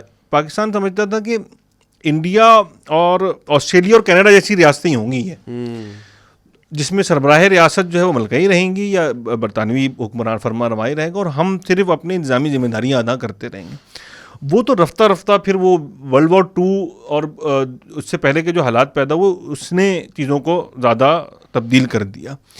इन शॉर्ट अगर हम कहें, ये भी आप देखें मेरा कमाल है, इतनी लंबी गुफ्तगू करके भी मैं कहता हूँ इन शॉर्ट अगर आप कहें तो ये जो निज़ाम रियासत को चलाना तो दूसरी बात थी, यानी वो कैसा होगा इस सवाल को हम हल नहीं कर पाए। इस गुफ्तगू के बाद तो हमें लग रहा है कि तो 18वीं तरमीम की जो कदर है वो और वो दिल में बहुत बढ़ गई है कि तो नहीं 18वीं तरमीम बहुत बड़ा लीप, इसमें कोई शक नहीं, बहुत पहले हो जाना चाहिए था। तो 1973 में ही अगर आप देखें तो 1973 का कॉन्स्टिट्यूशन पाकिस्तान में बना, क्योंकि उसमें बहुत सी चीज़ें हैं जो पता चलता है। आज लोगों ने बहुत क्रिटिसिज्म लिखा है उसके ऊपर और आज भी लिखा जा रहा है, लेकिन उसमें जैसे कॉन्करेंट लिस्ट थी, कुछ चीज़ें थी जो वक्ती तौर पर रखना थी। आप ये देखिए कि वो वक्ती चीज़ें, उनमें तो बहुत सी ऐसी चीज़ें हैं जो 50 साल हो गए, यानी 1973 का आइन बने हुए इस साल 50 बरस हो चुके हैं, उनमें से बहुत सी चीज़ें रिजॉल्व नहीं हो सकी।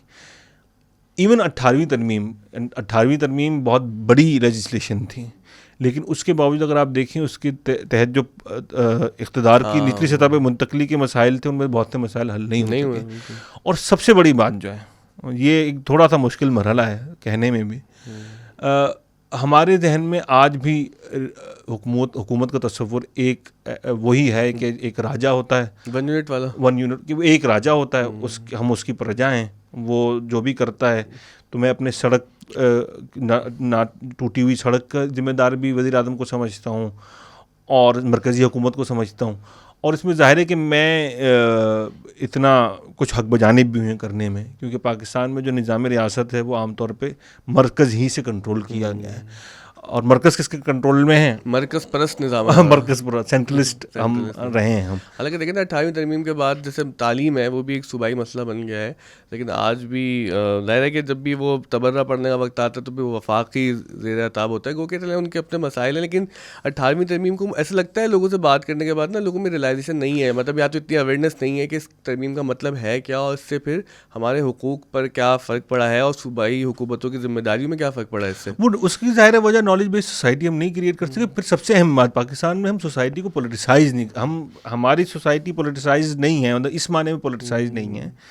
हम सियासत पे तबसरे को सियासत समझते हैं, वाह वाह, जबकि सियासत जो है वो इन्वॉल्व होने का नाम, भाई सियासत क्या है? मैं कभी अब हर किसी की कोई तारीफ़ हो सकती है सियासत की, मतलब बहुत ही बुनियादी मानों में अगर आप देखें तो कौन कितना अहम है और इख्तियार और हुकूक के हासिल करने की जो ताकत है या इख्तियार है वो मुझे किस तरह हासिल होगा, ये सियासत है। वो कशमकश है, पूरी सियासत है।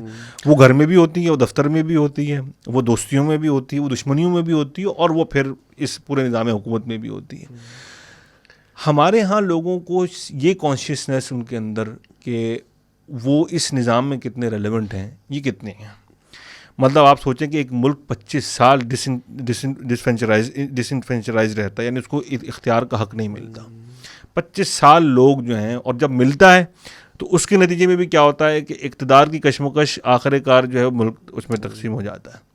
मुल्क जो है वो मुल्क की भेंट चढ़ गया, मुल्क उसकी भेंट चढ़ जाता है। और उसकी रीज़न भी अगर आप उठा के देखें तो आपको ये नज़र आता है, रीज़न नहीं उठाते हम हाँ, उसकी रीज़न जो भी रही हो, मिसरा नहीं उठाते, बहुत भारी मिसरा है।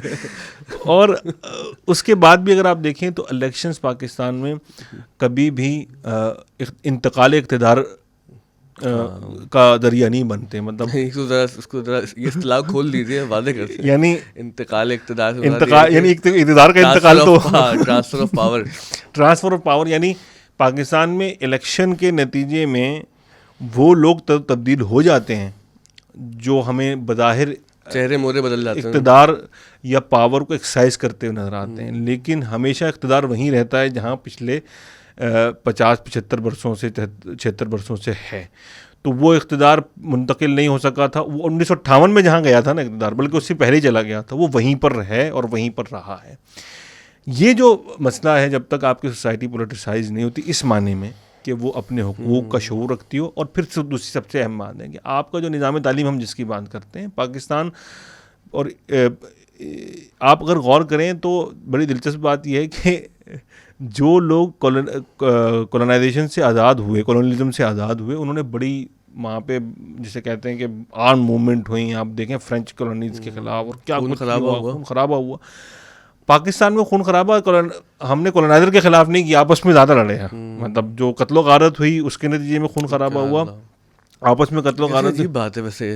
हाँ, गो के इसका जिम्मेदारी उनके ऊपर भी आती है, जाहिर है कि उन्होंने इस पूरे जिम्मेदारी जाहिर है कि प्राइमरीली तो उन्हीं पे आती है, लेकिन नतीजा कितना ये भयानक नतीजा है। बिल्कुल, कि आपस में लड़ना शुरू हो गया, आपस में हम इस तरह लड़ना आज तक लड़ रहे हैं और आज तक लड़ रहे हैं। और दूसरा सबसे बड़ा जो मसला हुआ ये कि वो जो एक क्लास थी ना जो रिप्लेस हुई, वो रिप्लेस नहीं हुई, बस वही हुआ कि जिस तरीके से कॉलोनाइजर्स ने सिर्फ रूल करने के लिए सिस्टम बनाए होते हैं, इसलिए जो नुमाइंदे या जो लोग रिप्रेजेंटेटिव नहीं होते लोगों के, वो फिर सिर्फ रूल करते हैं। और हुक्मरान फिर क्या करता है? हुक्मरान ये करता है, मतलब अयूब खान साहब का दौर हमारे यहाँ बहुत मशहूर है कि जनाब उसमें बहुत तरक्की हुई और बहुत कुछ हुआ।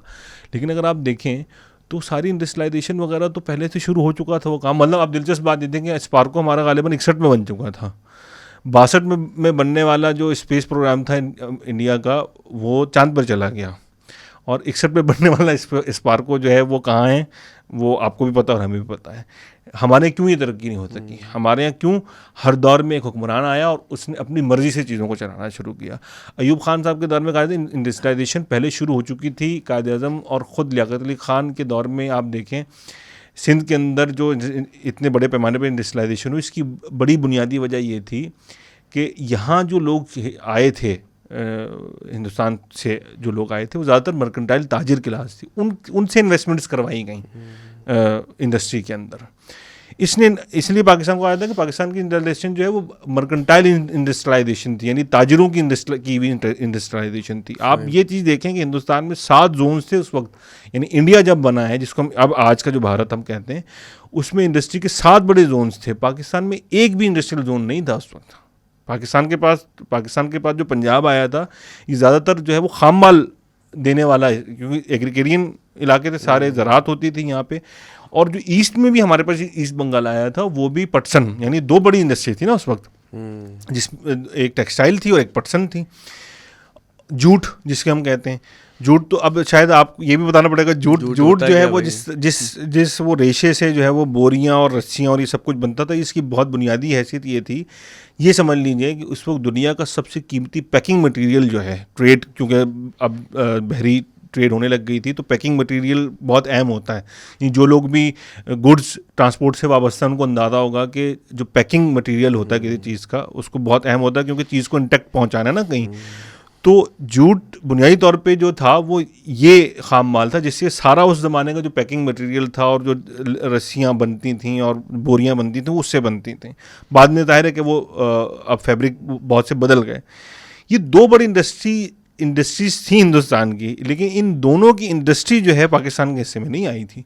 पाकिस्तान के हिस्से में सिर्फ इनका रॉ मटेरियल देने वाले इलाके आए थे। अच्छा, इसीलिए ईस्ट मतलब आप देखें, आज तो शायद हम ये बात भी भुला चुके और कि बंगाल की तकसीम के ऊपर एक मौके पर जिन्ना साहब ने ये कहा था कि अगर आप हमें कलकत्ता नहीं देते, यानी तो आप हम इस बंगाल का क्या करेंगे? यानी इसमें हमारे पास सिर्फ एक क्योंकि ईस्ट बंगाल में एक तो ज़्यादातर ज़रूरी ज़मीनें थी, वहाँ पे इंडस्ट्री नहीं थी, शहरी मराकज़ नहीं थे वहाँ पे, और दूसरा एक मसला ये भी था कि वहाँ पर उसकी इकोनॉमिकली भी वो बहुत पीछे था। तो ये दोनों, मतलब आप रॉ मटेरियल तो हमें दे रहे हैं, इंडस्ट्रियलाइजेशन अगर हमारे पास नहीं, तो हम किस तरीके से वाइबल करेंगे? और यही वजह थी कि जैसे मतलब सोहरावर्दी साहब, हुसैन शीख सोहरावर्दी, जो कि पाकिस्तान के वज़ीर आज़म भी रहे, जो कि बांग्लादेश में समझ लें कि कायद-ए-आज़म जैसे ही लीडर थे। एक वक्त ये भी था कि ये लोग चाहते थे कि बंगाल इंटैक्ट रहे, एक अलग रियासत बन जाए, और इस पर किसी सतह पे इत्तफाक हो भी गया था, लेकिन वो काम नहीं हो सका। वो ज़्यादा वाइबल ऑप्शन लगता है आज भी अगर आप देखें। अल्टीमेटली वही हुआ, और अल्टीमेटली वो तो नहीं हुआ, लेकिन जो हुआ वो बहुत बुरी तरीके से हुआ। हाँ, तो मतलब हमारे पाकिस्तान की फॉर्मेटिव ईयर्स की तरह हमारी गुफ्तगू शायद अब बेसमझ सी हो गई है, लेकिन मैं सिर्फ इस्टेब्लिश करना चाह रहा था पॉइंट, अभी तक है फॉर्मेटिव ईयर्स में है। अभी तक हम ईयर्स की जाल में ये भी हम कुछ बुन रहे हैं। तो इन फॉर्मेटिव ईयर्स में हम विफाक और यूनिट्स का ताल्लुक नहीं नहीं मुतयन कर सके। हम अपनी स्टेट की जो मतलब हम वो लोग करारदाद मकासिद को कहते हैं, वो करारदाद मकासिद भी अगर आप देखें उसके ऊपर, उसमें बहुत से 1949 में जो आई थी। जी बिल्कुल, उसके बावजूद अगर आप देखें तो आपको हम चले बिलफर्ज उसके ऊपर अभी बहुत सा जो क्रिटिसिज्म है उसको नहीं भी करते हैं, तो उसके नतीजे में हुआ क्या, मतलब वो मकसद से आइन बनते बनते जो है वो जो गो के 56 में आपने आइन बना लिया था जो, और आपको ये भी पता होगा कि 23 मार्च को जो अब परेड होने लगी थी, 23 मार्च जो है वो जिस तरह हिंदुस्तान में 26 जनवरी को आइन मंजूर हुआ तो वो यौम जमहूरिया मनाया जाता था, रिपब्लिक डे, वो आज भी मनाया जाता है। तो हमारा भी जो 23 मार्च था वो रिपब्लिक डे इसलिए था हमारा यौम जमहूरिया कि आइन नाफिज हुआ था मुल्क का, जो पहला दस्तूर उस दस्तूर साद असेंबली ने बनाया था। 71 हमारा वो आइन है जो बाकायदा मुंतखब हुकूमत ने जो आइन बनाया, 73 वाला जो कॉन्स्टिट्यूशन है, वरना वो जो दस्तूर साज असेंबली थी वो 56 में आइन बना के उसने मंजूर ज़रूर किया था, लेकिन वो आइन 2-2.5 साल भी नहीं चल सका आपका। 26 जनवरी से मुझे याद है कि मैंने 26 जनवरी दिल्ली में गुजारा है, तो वो कुछ चीज़ें वहाँ की देखी, वहाँ पे जो हैपनिंग होता है बहुत ज़्यादा। अच्छा, अगर हम फॉर्मेटिव ईयर्स से आगे निकलते ना, और मतलब अभी ज़रा करीब करीब माजी में आ जाए, तो जब मैं इंडिया गया 2008 में, तो जाहिर है कि अब हम जिस वेव को जो एंटी मुस्लिम वेव देख रहे हैं, ज़ाहिर है उस पर उनका एक अपना एक नुक्ता निगाह है कि नहीं ऐसा कुछ नहीं है। एक दफ़ा मेरे साथ हुआ भी, मैं लंदन जा रहा था तो मेरे साथ एक साहब तशरीफ़ फरमा थे जहाज़ पे, तो उनसे गुफ्तगू वगैरह हुई, तो वो इंडियन थे, तो वो ताजिर थे, यंग ही थे, तो उनसे जब गुफ्तगू हुई तो उन्होंने बताया कि भाई देखिए आप लोग ना बीजेपी के बारे में बहुत गलत तसव्वुर रखते हैं। तो मैंने कहा इसकी क्या वजह है? कहा मीडिया। मैं हंसने लगा मैं खुद सहाफ़ी हूँ और हमें तो ये लगता है कि जो मीडिया है वो तो बीजेपी के हक़ में ही बायस है, और उसके लिए अजीब अजीब सी इस्तिलाहात भी अब वज़ा हो गई हैं वो मोदी जी की वो नाम की निस्बत से वो गोदी मीडिया वगैरह वगैरह।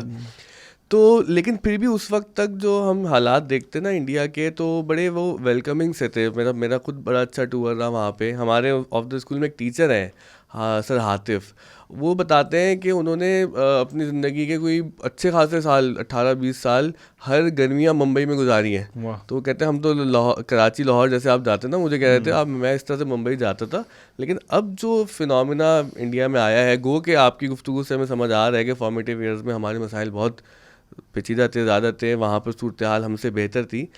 अभी भी ज़ाहिर है कि इकॉनमी के हवाले से वो बहुत आगे चले गए, अब तो हर कोई बात कर ही रहा है इस पर, लेकिन वहाँ जो इंडिया के अब सोशल फैब्रिक में जो ये मसला आया है, तो इसको आप किस तरह से देखते हैं कि ना कि जो एक कशीदगी बढ़ गई है मुसलमानों से, अभी जो ये गुरुग्राम में वाक़यात हो रहे हैं, पूरे इंडिया में कुछ मसाइल होंगे, कुछ मसाइल कहीं होंगे। मैं बड़ा एहतियात से इसलिए बात कर रहा हूँ कि यहाँ पर सोशल मीडिया का मसला ये है कि जैसे हम कोई बात करते हैं किसी भी हवाले से, वो फ़ौरन से वो पोर्ट्रेट हो जाते हैं कि नहीं ये तो एंटी इंडिया है या एंटी पाकिस्तान है वगैरह वगैरह। उससे हम अगर बुलंद होकर बात करें कि मसला है क्या, मसला अगर आप पाकिस्तान में देखें, हमारे मुस्लिम मेजॉरिटी है, लेकिन यहाँ पर कोई यूनिफाइड लॉज वगैरह नाफिज करने की उस तरह से हम बात नहीं करते, जिस तरह इंडिया में भी तहरीक शुरू हो गई है कि वहाँ पर जितनी भी माइनॉरिटीज़ हैं उनको देखे बगैर यूनिफाइड जो लॉज लेके आना चाह रहे हैं। तो ये हुआ क्या है इस दौरान और वही जो बीजेपी वाला मसला ही है या कुछ और है ये? देखिए असल में इस बात को बाकायदा यानी वाक़तन इसको एड्रेस करने के लिए ज़ाहिर है कि I am too small to answer this question. मैं एक सहाफ़ी हूँ, सहाफ़ी बहुत ही बुनियादी, बहुत आम सी मालूमात की बुनियाद पर चीज़ों को बयान कर सकता है। ये एक बहुत बुनियादी सवाल है। इसमें एक दिलचस्प बात आप ये देखें कि इंडिया के कॉन्स्टिट्यूशन में साइंटिफिक जो टेम्परामेंट है वो कॉन्स्टिट्यूशन में मौजूद है कि साइंटिफिक टेम्परामेंट को फ़रोग़ देगी ये रियासत, ये उनके ये बात आइन में शामिल है। और उस सोसाइटी में हम देखते हैं कि एक इतना बड़ा नेशनलिज्म का एक ऐसी नेशनलिज्म परवान चढ़ रहा है जो अब जो उसकी शक्ल सामने आ रही है वो परेशान कुन है, मतलब वो दुनिया के लिए परेशान कुन है। वो पाकिस्तान के, हम तो उसको एक मुस्लिम तनाजुर में देखते हैं या अपने पड़ोसी के तनाजुर में देखते हैं, क्योंकि अब मुल्कों की सरहदें सिर्फ वो नहीं होती जो जोग्राफिया की सतह पर होती हैं। अब पाकिस्तान और इंडिया या किसी भी मुल्क की जो सरहदें हैं वो उसके डायस्पोरा की वजह से, वो उसके इंटरेस्ट की वजह से, वो उसकी रिलेशंस की वजह से, उसके जो सॉफ्ट बॉर्डर्स हैं वो बहुत फैल जाते हैं। तो वो जो सूरत हाल इस वक्त इंडिया में पेश आ रही है वो वाक़तन एक सवाल तो जहन में पैदा होता है कि मतलब जिस मुल्क में हमने इतनी लंबी कहानी सुनाई कि हम कॉन्स्टिट्यूशन भी नहीं बना सके और यूनिट्स को भी वो नहीं कर सके, तो वो सब कुछ कर लिया था। तो अब वो बात में रह गई, उस रात भी बताया था कि वो जाते थे, अब उनको वीज़ा नहीं मिलता और उनकी तो अभी भी ख्वाहिश है कि ख़ानदान है वहाँ पे, ननिहाल है, और यही कई अब दोस्तों की सूरत हाल है कि कोशिश करते रहते, नहीं हो पाता। और मतलब अब बहुत कुछ है, यानी इंडिया में इतने बड़े ऐसे इंस्टीट्यूशंस हैं जिनसे मतलब आप देखें ना, वो अक्सर सुनते हैं खबरों में आता है कि बच्चों के दिल के ऑपरेशन के लिए जाते हैं लोग, ये वो भाई। बल्कि मेरे भाई जो है वो छोटे साहब, वो लॉयर हैं, तो उनको टॉन्सिल का एक मसला था, तो हम यहाँ दिखाते रहते थे कि डॉक्टर्स को, तो कोई तशफ़ी बख्श जवाब नहीं मिला। जब हम दिल्ली में थे तो दिल्ली में हमारे जो होस्ट थे उन्होंने कहा कि भाई इनका एक मसला है, तो आप यहाँ पर दिखाएं किसी अच्छे डॉक्टर को। उन्होंने वक्त ले लिया, अच्छा हम लेट भी हो गए किसी मसले में, लेकिन वो इतने बाखलाक इंसान कि वो हमारी वजह से रुके रहे कि पाकिस्तान से उनको मालूम है कुछ लोगों ने अपॉइंटमेंट लिया हुआ है, तो अपना वक्त ख़त्म होने के बावजूद वो हॉस्पिटल में वहाँ इंतज़ार करते रहे, और उन्होंने एक सिटिंग में उनकी तशख़ीस कर ली, डायग्नोसिस कर लिया और कहा कि भाई आप लोग यहाँ पर आए 10-12 दिन के लिए आए हैं, तो ये सर्जरी तो यहाँ नहीं हो सकती, क्योंकि उनके ना एडोनाइट्स का मसला था और टॉन्सिल के साथ एक पेचीदा मसला था, वो आम मसला नहीं था। तो ये इसका मसला है, आप पाकिस्तान जाके करवा लीजिएगा। जब हम पाकिस्तान आए और हमने जब वो डॉक्टर को दिखाया तो डॉक्टर ने कहा अरे हाँ, उन्होंने तो सही कहा ना, आपको इतने अरसे से दिखा रहे थे, आपको बात समझ नहीं आ रही थी। तो वाक़ईतन ये तो हमारा अपना एक तजुर्बा, कई लोगों का तजुर्बा है। अगर वो चीज़ें एक्सचेंज हो उस चीज़ का, जाहिर है कि वहाँ इंस्टीट्यूशंस हैं, मतलब हमारे लोग अब ताजिकिस्तान और आज़रबाईजान जा रहे हैं MBBS करने, तो मतलब हमारे पास ये सब एक, हम अगर आइडियलिस्टिकली सोचें तो ये हो, तो बहुत आइडियलिज्म में जाके सोचें तो मुमकिन था ना ये। मतलब आप देखें हमारे जो आपस में इंपोर्ट एक्सपोर्ट की बहुत ही ऐसी चीज़ें हैं जो बहुत घूम फिर के एक दूसरे के मुल्कों में आ रही होती हैं। तो आखिर ऐसा क्या देखें हुआ ये कि कांग्रेस जो है वो रिप्रेजेंट करती थी इंडियन नेशनलिज्म को। इंडियन नेशनलिज्म जो है ना बड़े अजीब अंदाज में इवॉल्व हुआ है। नौबादियाती जो दौर होता है या कॉलोनाइजेशन के दौर में नई बहुत सी आइडेंटिटीज़ का आपको महकूम होकर अपनी आइडेंटिटीज़ का एहसास बहुत ज़्यादा होने लगता है, क्योंकि आपको जब आप पहले सप्रेस्ड होते हैं तो कहीं ना कहीं आपको लगता है कि अच्छा ये ज़्यादा सप्रेस्ड हुआ और ये मैं ज़्यादा सप्रेस्ड हूँ, ये कम सप्रेस्ड हुआ है, और खुदा ना खास्ता किसी मेजॉरिटी को ख्याल आ जाए, और किसी मेजॉरिटी को, मतलब चाहे वो पाकिस्तान की हो या इंडिया की हो, अगर मेजॉरिटी खतरे में पड़ जाए ना तो फिर तो वो खुद खतरनाक हो जाती है। तो हुआ ये कि एक वो जो नेशनलिज्म का कॉन्सेप्ट था जिसको रिप्रेजेंट करती थी कांग्रेस, वो उसके बहुत से इकोनॉमिक रीज़न ऐसे थे। मतलब आप हिंदू महासभा वगैरह जब बनी है पंजाब के अंदर, जब लैंड रिफॉर्म वगैरह आई हैं और यहाँ पे ये कहा गया कि भाई जो मतलब जो लोग उगाते नहीं ज़मीन उनको हम यहाँ पे ज़मीन रखने के इख्तियार नहीं देंगे, और इस तरह की बहुत सी जब इकोनॉमिक तब्दीलियाँ आना शुरू हुई हैं, मस्बत तब्दीलियाँ थी, वो कदरें मस्बत थी, लेकिन उसके नतीजे में जो दो क्लासेस पैदा हो रही थी, मुसलमान जो मिडिल क्लास पैदा हो रही थी, उसके अंदर एक एहसास जन्म ले रहा था अपनी आइडेंटिटी का। वो अपने आप को आइडेंटिफाई करने लग गई थी अपनी एक आइडियोलॉजी से। फिर सनातन धर्म जिसको हम कहते हैं, या जो हिंदू मत आज जिसको कहा जाने लगा है, वो कोई इससे बहुत कोडिफाइड किस्म का कोई मतलब उनका अंदाज नहीं था चीज़ों को देखने का। वो आप जानते हैं कि जो आपने तो रिलीजन, कंपैरेटिव रिलीजन पढ़ाई भी है, कि जो पैगनिज्म से रिलेटेड जितनी भी स्कूल ऑफ जो तर्ज फ़िक्र या तर्ज हयात होते हैं, वो कोई बहुत ज़्यादा कोडिफाइड नहीं होते हैं। लोकलाइज मुहावरा कहें तो साहिब शरीयत तो वो फिर क्योंकि उसका ताल्लुक हिंदुस्तान से था, हिंदुस्तान की जो सनातन धर्म या उसके जो जितने भी स्क्रिप्चर्स हैं, उनका जो जितनी भी मैथोलॉजी है या आगाज़ कायनात की जितनी भी जो कहानी जो पूरी स्टोरी है, उसका लोकेल यही ज़मीन है। तो रफ्ता रफ्ता इस ज़मीन के साथ जो ताल्लुक है वो नेशनलिज्म का हिस्सा बनना ही था, और वो मजबूत होता चला गया। कांग्रेस के बारे में एक ख़्याल तो ज़ाहिर है कि बहुत सख्ती से ये पाया जाता था कि ये ज़िम्मेदार है इस इतनी बड़ी अजीम तहजीब की जो वारिस जो वो थी सरजमीन, उसकी तकसीम की। वो जिम्मेदार है दायरे, क्योंकि उसने इस तकसीम को तस्लीम कर लिया, आपको तो नहीं करना चाहिए था। फिर कांग्रेस को भी अंदाज़ा था इस बात का, कांग्रेस की लीडरशिप में मतलब ऐसे बहुत से लोग थे जो अपनी हिंदू आइडेंटिटी के ऊपर मतलब वो कहते थे कि ठीक है ये हमारी आइडेंटिटी है, और उस पर इसरार भी करते थे। बल्कि अर्ली 90s में या उससे पहले भी बहुत से कांग्रेस लीडर्स जो हिंदू फेस्टिवल्स हैं उनको बहुत उसमें शरीक होने लगे और उसमें शामिल होने लगे, और उस आइडेंटिटी को लेकर चलना था, जाहिर है उनकी अक्सरियत थी। इवन आप देखेंगे जूनागढ़ का जो इल्हाक हो गया जब इंडिया के साथ, वहाँ पे उन्होंने कर लिया, तो सोमनाथ उसी सरजमीन पर था ना, जो सोमनाथ की जो पूरी कहानी है कि महमूद ने उसको उस पर हमले किए, सोमनाथ की फतह, सोमनाथ जी। तो वो सोमनाथ जाहिर है कि हिंदुओं को बहुत वो निकाल दिया अब कोर्स से, अच्छा उन्हें किताब में नहीं है। चलें, मतलब तो बहरहाल अब वो गो के हमारे यहाँ सोमनाथ तो खैर क्या फतह होता, वो हम पाकिस्तानी फतह होता रहा।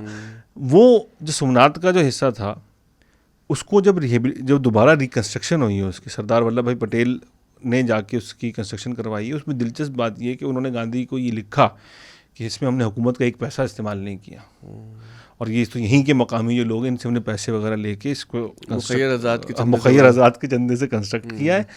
और उसके इफ्तिताह तक जाहिर है कि सरदार पटेल जिंदा नहीं थे, तो नेहरू बाकायदा, ये बात गालिबन राजमोहन गांधी ने ही लिखी है पटेल की बायोग्राफी में, कि नेहरू ने एजिटेट किया था इस बात को कि इसका इफ्तिताह किसी सरकारी शख्सियत से ना करवाया जाए, क्योंकि वो इफ्तिताह उस वक्त के जो सदर हिंदुस्तान थे उन्होंने किया था। सेकुलरिज्म नजर आ रहा है, सेकुलरिज्म आपको नजर आ रहा है, लेकिन इस सेकुलरिज्म का मतलब ये थोड़ी था कि वो अपनी आइडेंटिटी से विड्रॉ हो जाएंगे। तो कल्चरल आइडेंटिटी, जो religio cultural identity, religio culture, और वो है भी इतना, मतलब एक तो आप ये देखें कि ये इतना कल्चरली इतना इसकी डीप रूटेड है कि इससे आप बिल्कुल अलग नहीं हो सकते। गांधी का जो पूरा कॉन्सेप्ट था पॉलिटिक्स का, वो रामराज था। वो रामराज से क्या मुराद होती थी उनकी, वो कहते थे कि भाई जिस तरीके से जो राजधर्म जो है वो क्या है, राजधर्म से मुराद ये कि जो एक हुक्मरान है उसके ऊपर क्या ऑब्लिगेशंस हैं बुनियादी तौर पर धर्म।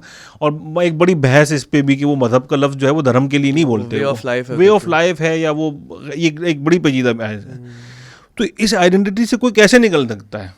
तो सेकुलरिज्म जो इंडिया का सेकुलरिज्म है, वो उस सेकुलरिज्म से आप ये तवक्को करते हैं वो अच्छा, वो हो भी नहीं सकता फ्रांस जैसा सेकुलरिज्म, वो यूरोप जैसा सेकुलरिज्म हो भी नहीं सकता था, उसके अपनी ज़मीनी हक़ाइक़ थे।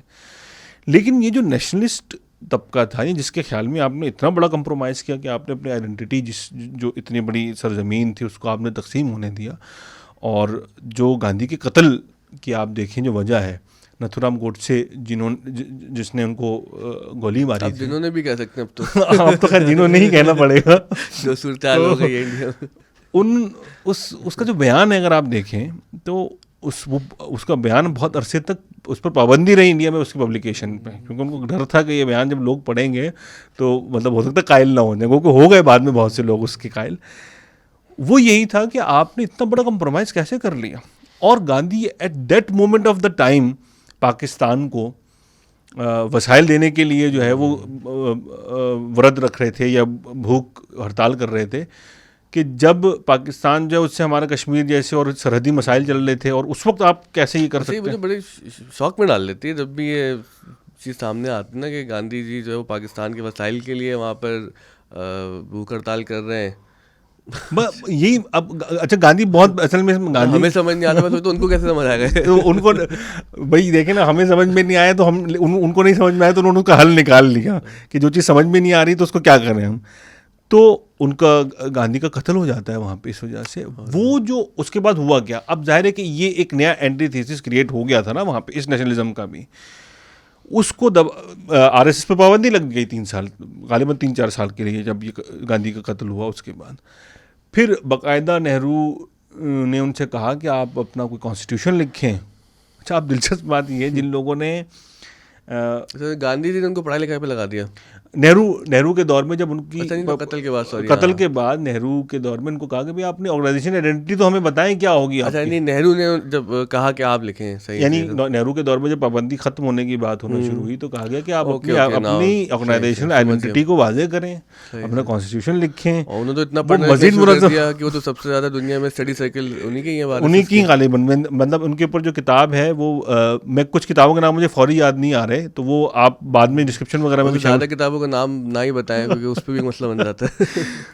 उसमें ये है कि उसने इतने 19,000 गालिबन स्टडी सर्कल्स होते हैं उनके, वो उसके लिए ख़ास इस्तिलाह भी है उनकी। आरएसएस के 19,000 के करीब जो है वो उनकी वो एक अंजुमन के तौर पे बैठते हैं और वो उनके स्टडी सर्कल्स होते हैं। तो मतलब कोई ऐसा नहीं है। और इवन आप देखें, मतलब हेडवार को देख लें, आप सावरकर को देख लें, मतलब इन लोगों ने अपना पीछे लिटरेचर छोड़ा है पीछे जो आज भी मौजूद है। तो सुदूर भी कई किताबें लिख के चले जाते हैं। हाँ, हमारे यहाँ तो ज़्यादातर मुशायरा हो जाता है। हमारे यहाँ तो सुदूर पूरी ज़िंदगी में बहुत से ऐसे सुदूर भी गुजरे जिन्होंने किताब तक नहीं पढ़ी, तो वो तो एक अलग मामला है। ये जो एंटीथेसिस खड़ा हुआ ना कि ये जो आपने हमारे साथ किया, हमारी इतनी बड़ी तहजीब थी, उसको आपने जो है वो दांव पर लगा दिया।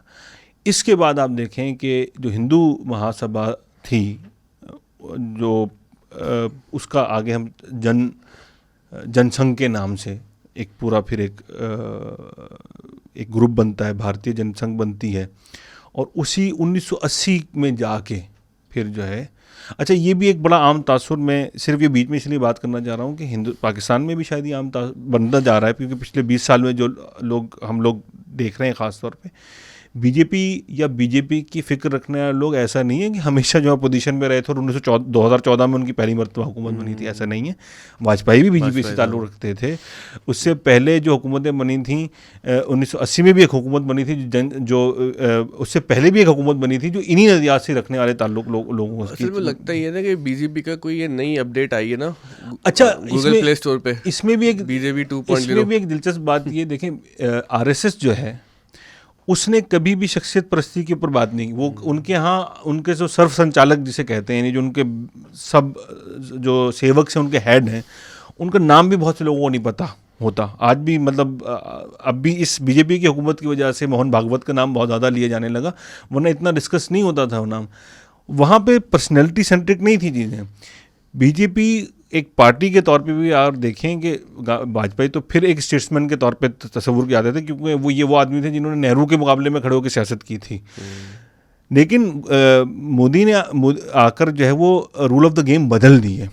अब ये दिलचस्प बात है, इंडिया में इस पर बात भी हुई कि 2014 के बाद से जो कंपेन्स हैं इलेक्शन की, वो पर्सन स्पेसिफिक कंपेन होने लग गई। पहले कांग्रेस और दीगर लोगों का मुकाबला होता था या बीजेपी का मुकाबला होता था, अब तो ये है कि मोदी है तो मुमकिन है, मोदी जो है वो अब की बार फिर मोदी सरकार। ये जो नारा, ये जो स्लोगनरिज्म है ना, ये तो अब आया है, वरना पहले वो पार्टीज़ की आइडेंटिटी, मतलब आप तो बरतानिया में रहे हैं, आप बताएंगे वहाँ बरतानिया में जब इलेक्शन होते हैं या वहाँ का जो निज़ाम है, उसमें शख्स जो है उसकी हैसियत सानवी है, तो पार्टी रिप्रेजेंटेशन। असल में तो जो आदमी वज़ीर आज़म बना है पार्लियामेंट निज़ाम में हुकूमत में, वो अपना वोट थोड़ी लेकर आया है कोई, वो तो पार्टी का वोट लेकर आया और पार्टी ने उसको अपनी तरफ से मुंतखब करके कहा कि ये वज़ीर आज़म होगा। तो एक तो ये जो चेंज आया, आपने जो ना पंजाब असेंबली का मसला हल कर दिया यहाँ पे तहलील होने का। तो अब वो जो आप मुझे बहुत डिस्ट्रैक्ट होने पर हवाला कर रहे हैं, लेकिन देखिए अभी पिछले दिनों बहुत सी ऐसी तरमीम हुई है जिसका ख्याल रखना में बहुत ज़रूरी है। ये जो रिएक्शन था ना, फिर दूसरा एक जो हम सेकुलरिज्म की बात कर रहे थे, जनसंघ ने कहा कि भाई बीजेपी का जो पहला वो था, ये बड़ी दिलचस्प बात है कि इवन RSS या इवन सावरकर जो कि हिंदू नेशनलिज्म या हिंदुत्व की थ्योरी के संबंध में पायनियर तस्वुर के आते हैं, वो कहते थे कि सेकुलरिस्ट तो हम हैं। वो कहते हैं कि सेकुलरिज्म होता है पॉजिटिव सेकुलरिज्म का कॉन्सेप्ट। उन्होंने कहा कि पॉजिटिव सेकुलरिज्म ये होता है कि आप जो कल्चरल रिवायत है उनको कैसे वो कर सकते हैं। इसलिए तो वो कहते हैं कि अगर हिंदुस्तान सेकुलर स्टेट हो, वो सेकुलरिज्म जिसको आप वेस्ट का सेकुलरिज्म है, तो उसमें फिर हज की सब्सिडीज को कैसे एडजस्ट करेंगे। इंडिया जो है वो हज पे सब्सिडी देता है, अब भी शायद देता है मेरे ख्याल, हाँ अब भी देता है। या जो बहुत सी तीर्थ की जो यात्राएं होती हैं, तीर्थ यानी जो किसी मुकद्दस मकाम के लिए जाने के लिए यात्राएं होती हैं, उन पे सब्सिडीज़ देने या उनको फैसिलिटेट करने का आप कैसे वो करेंगे, वो तो मजहब उनका ज़ाती मामला है। तो वो कहते हैं मजहब का बाकायदा निज़ाम हुकूमत से कोई ताल्लुक़ नहीं होगा, लेकिन वो इस हुकूमत के नीचे रहने वाली तमाम आइडेंटिटीज़ को एक्सेप्ट करेगी और उनको फैसिलिटेट भी करेगी।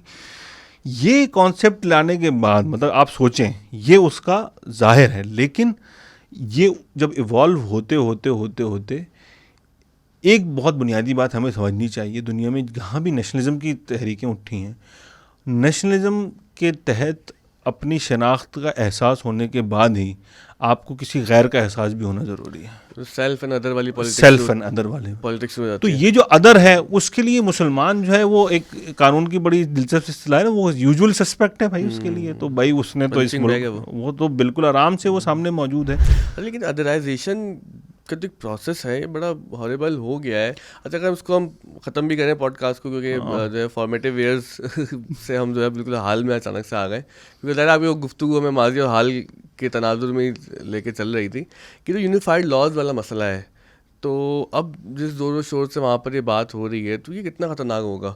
और क्या खुदा न खास्ता ऐसा तो नहीं होगा कि वहाँ पर अगर तहरीक कामयाब होती तो फिर नतीजे में पाकिस्तान में भी, ज़ाहिर है वैसे भी हम इंतहा पसंदी के शिकार तो कई हवालों से हैं, अगर खुदा न खास्ता इस तरह की चीज़ें यहाँ पर हमने इंपोर्ट कर ली और हिंदुस्तान से सीख कर कि भाई यूनिफाइड लॉ लो, जब पड़ोस वाले कर सकते हैं, तो ये तो फिर ज़ाहिर है हमारे लिए भी अल्टीमेटली बहुत नुकसानदेह होगा। देखिए, पाकिस्तान का जो पॉलिटिकल सिनेरियो ना इस वक्त, हमारे जो पॉलिटिक्स है उसके एक इस्तिलाह होती है, मुझे नहीं मालूम कि ये किसने दी थी इस तरह के, सस्पेंशन ऑफ पावर, यानी जो पावर है वो उसका खला पैदा हो पाकिस्तान में था हमेशा से, और अब वो मुस्तकिल वो वाइड होता जा रहा है। मतलब ये जो चीज़ें जो ना, ये एक चलते हुए सियासी निज़ाम के अंदर आती हैं कि अब निज़ाम हुकूमत को ऐसा होना चाहिए और निज़ाम हुकूमत को ऐसा होना चाहिए। हमारे यहाँ तो ये बात ऊपर से नीचे आती है, यानी कवानीन के बनने की जो अर्ज है या कवानीन में तब्दीलियाँ या निज़ाम रियासत में आने वाली तब्दीलियों का जो मुतालबा वो नीचे से ऊपर जाना चाहिए ना। पाकिस्तान में ये अब कई इब्तिदा से ही आप देखें, कहीं ना कहीं आपको नज़र आएगा कि ऊपर से नीचे आ रहा होता है। रूलिंग क्लास को ख्याल आता है कि अब इस मुल्क को रूल करने के लिए हमें ये करना चाहिए, तो वो ये करते करते करते ये कानून इस तरह बन जाते हैं।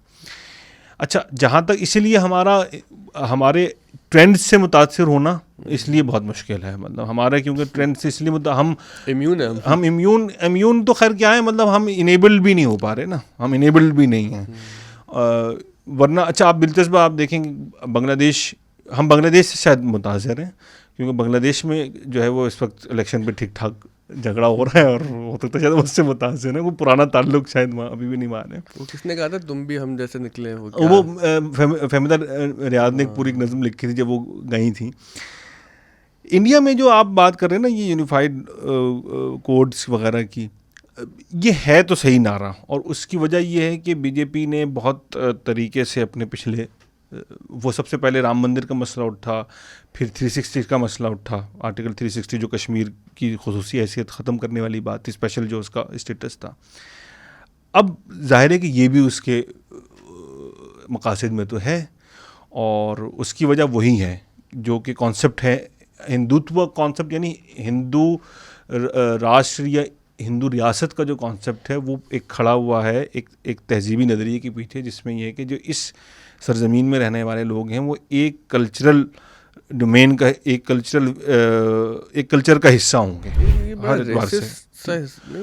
वो अब आप रेसिस्ट, मतलब अब वो नेशनलिज्म के अंदर मसाइल तो हैं, ये इस तरह के बहुत से मसाइल। मैं रेसिज्म कहना ज़रा, मतलब उसके कंपोनेंट्स तो वही हैं तकरीबन, और उसमें गैरियत का जो तसव्वुर है, अब इसलिए हम समझते हैं कि मसला सिर्फ मुसलमानों का है। मसला सिर्फ मुसलमानों को नहीं है। हिंदुस्तान के अंदर आप देखें, वो जो स्टेट्स हैं, इवन ये नॉर्थ ईस्ट को अगर आप देख लें, तो जो कबायली हैं वहाँ पे, जिनको वो आदिवासी कहते हैं, उनके अलग मसाइल हैं। साउथ के अंदर बहुत से मसाइल हैं। साउथ के अंदर बहुत सी ऐसी रिवायात हैं जो कि उस इंडिया की जो नॉर्थ इंडिया या ईस्ट इंडिया के अंदर उससे मुख्तलिफ हैं। तो एक ज़ुबान, एक कॉन्स्टिट्यूशन, वो एक ज़ुबान, एक संविधान, और एक और वो कहा जाता है। ये बीजेपी का अल्टीमेट मकसद तो है। इसके नतीजे में फिल वक्त लगता ये कि कोई बहुत जल्दी ये काम नहीं होगा, उसमें रेजिस्टेंस है, ज़ाहिर है। उसके अंदर जो शेड्यूल्ड कास्ट कहलाती हैं, या जो वहाँ पे ओबीसीज कहलाती हैं, या वो जो पूरा अम्बेडकर की जो तहरीक थी उसके साथ जुड़ी हुई जितनी रिवायात हैं, फिर लेफ़्ट की एक बहुत मजबूत रिवायत है इंडिया में। मतलब हिंदुस्तान के अंदर इस वक्त 2 से 3 सूबों में जो है वो वेस्ट बंगाल में या कर्नाटक वगैरह में जो है, नहीं कर्नाटक में नहीं, साउथ में जो है वो हुकूमतें हैं लेफ़्ट की रही हैं, और ख़ुद सेंट्रल गवर्नमेंट के सेंट्रल हुकूमतों में भी जो लेफ़्ट का अहम किरदार रहा है। तो वो रेजिस्टेंस तो कहीं ना कहीं है, लेकिन वो कितनी देर चलती है, क्योंकि हम देख रहे हैं कि एक के बाद एक जो है वो कोई ना कोई जो कला है वो फतह होता जा रहा है। और बीजेपी बहुत जिसे कहते हैं कि तेज़ी के साथ और बहुत सोच समझ कर हिकमत अमली के तहत अपना पूरा जो गेम प्लान है उसको आगे लेकर चल रही है। तो अभी एक जो हाल में हुआ है कि तमाम तो नहीं, मतलब 23 के करीब अपोजिशन पार्टीज ने इंडिया के नाम से उसके साथ मजाक जो बनाया I.N.D.A. वो इंडिया नहीं है, ये आई इस तरह वो इंक्लूसिव नेशनल डेवलपमेंट इस तरह करके कोई इत्तेहाद उसको इंडिया कहना भी वो जो गवारा नहीं कर रहे ना, जी उसको इंडिया नहीं कहेंगे हम I.N. करके। उसके बाद उन्होंने भारत के लफ्ज़ पे ज़्यादा एम्फेसाइज करना शुरू कर दिया। तो इतनी ये जो इस तरह के बहुत से मसाइल हैं, कॉन्स्टिट्यूशनल कैरेक्टर इंडिया का तब्दील करना, ये बीजेपी ने इसमें को साबित किया है कि वो करना चाहती है और उसमें किसी हद तक उसने बहुत से काम किए भी हैं। सोशल कैरेक्टर तब्दील वो तो तब्दील हुआ है। देखें वो फिर एक पूरी अलग बहस है कि ज़ाहिर है। देखिए भाई, हमें तो बात ये है कि इंडिया हम गए ना तो हज़रत निज़ामुद्दीन औलिया के मज़ार पे हाजिरी हुई, बाहर निकले तो गालिब का मकबरा था। हम तो उस हिंदुस्तान को जानते हैं। बल्कि मुझे एक बात आपकी गुफ्तगू से याद आ रही है, हम छोटे थे ना तो बच्चों में नारेबाजी का तो शौक़ होता ही है 14 अगस्त पे। तो मैंने कोई बात सीख ली ना इंडिया मुखालिफ, तो मैंने घर आके वो दोहरा दी। तो हमारे वालिद साहब ने कहा कि भाई ये तुम्हें कैसी बातें कर रहे हो। तो उन्होंने कहा नहीं, वो बाहर सब लोग ऐसे नारे लगा रहे थे। तो उन्होंने कहा देखो इंडिया बाहर ये है कि वो एक मुल्क है और वहाँ पे हमारे कितने सूफ़ी रिवायत के लोग हैं और हमारा उनसे एक लगाव है वहाँ पे।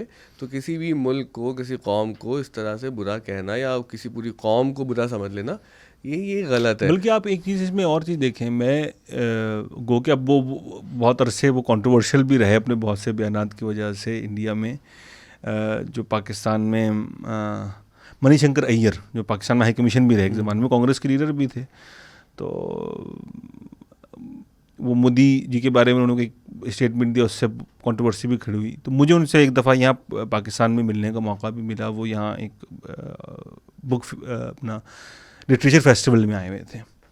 तो मैंने उनसे ये बात कही, उन्होंने इस बात की तायीद भी की कि पाकिस्तान में पिछले कम से कम जब से हमने होश संभाला है, तो जितने भी इलेक्शंस हुए हैं उसमें इंडिया सेंट्रिक इलेक्शन हमारे यहाँ नहीं हुआ। ये बड़ा अहम नुकता है। हमारे इंडिया को दुश्मन साबित करके या इस कॉज पेहमारे इलेक्शन कोई नहीं हुआ। हमारे लोकल दुश्मन, हमारे लोकल इश्यूज़ हैं या और बहुत से दीगर मसाइल इसकी वजह पे। हाँ, अच्छी बात भी है कि क्यों किसी मुल्क को आप लेकिन इंडिया के अंदर आप देखें तो आपको हर दूसरा तीसरा आप खासतौर पिछले से 3-4 इलेक्शन में तो आपको लगता है कि इसके अलावा कोई इशू ही नहीं है। दूसरा, आप ये देखेंगे पाकिस्तान में, इस पर कोई शक नहीं कि हमारी सोसाइटी रेडिकलाइज हुई है, बहुत रेडिकलाइजेशन हुई है सोसाइटी के अंदर, और उसके हम असरात देखते हैं, नताइज भुगत रहे हैं और उससे इनकार आप किया नहीं जा सकता। लेकिन इस तमाम रेडिकलाइजेशन के बावजूद अब इसमें एक अलग बात और भी कही जा सकती है, लेकिन आप देखेंगे तो वो लोग बाकायदा जिसे कहते हैं कि कोई ऐसी सियासी जमात या कोई ऐसा सियासी फ़िक्र जो बाकायदा अपने रेडिकल होने पे मतलब बाबा के दोहल कहती हो, फख्र करती हो, उसको पाकिस्तान की कभी किसी अब बल्कि हम तो मैं इस बात से इसको इसलिए नहीं जोड़ना चाह रहा है, मैं पाकिस्तान की हर मजहबी सियासी जमात को हम रेडिकल नहीं कह सकते, लेकिन इससे हटकर अगर आप देखें तो पाकिस्तान की मजहबी सियासी जमातें कभी भी पाकिस्तान के अंदर कोई बहुत बड़ा शेयर पॉलिटिकल उसमें इलेक्टोरल पॉलिटिक्स में नहीं हासिल कर सके।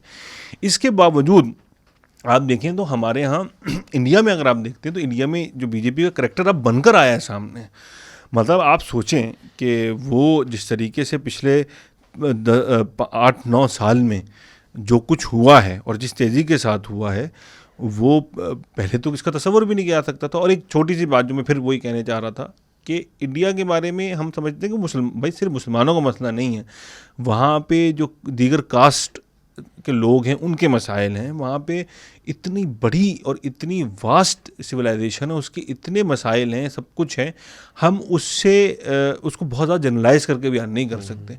लेकिन ऑन द सेंटर स्टेज हमें नज़र यही आता है कि बीजेपी इस वक्त बहुत मजबूत तरीके से मौजूद है मैदान में।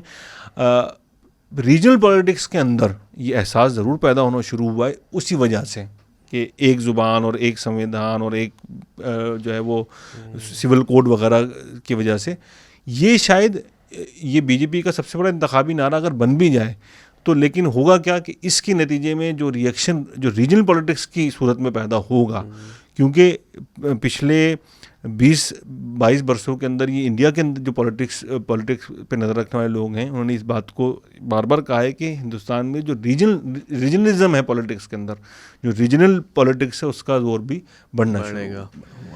हमने भी अपनी तारीख़ी रिवायत की तरह तमाम कानून तोड़ दिए और इस पॉडकास्ट का वक्त काफ़ी तवील कर दी, लेकिन आपकी गुफ्तगू जो कि इतनी सैर अंगेज थी कि वो हमें कभी ख्वाब साबित हो। कभी किसी सन में होते थे, कभी किसी सिन को याद कर रहे होते थे।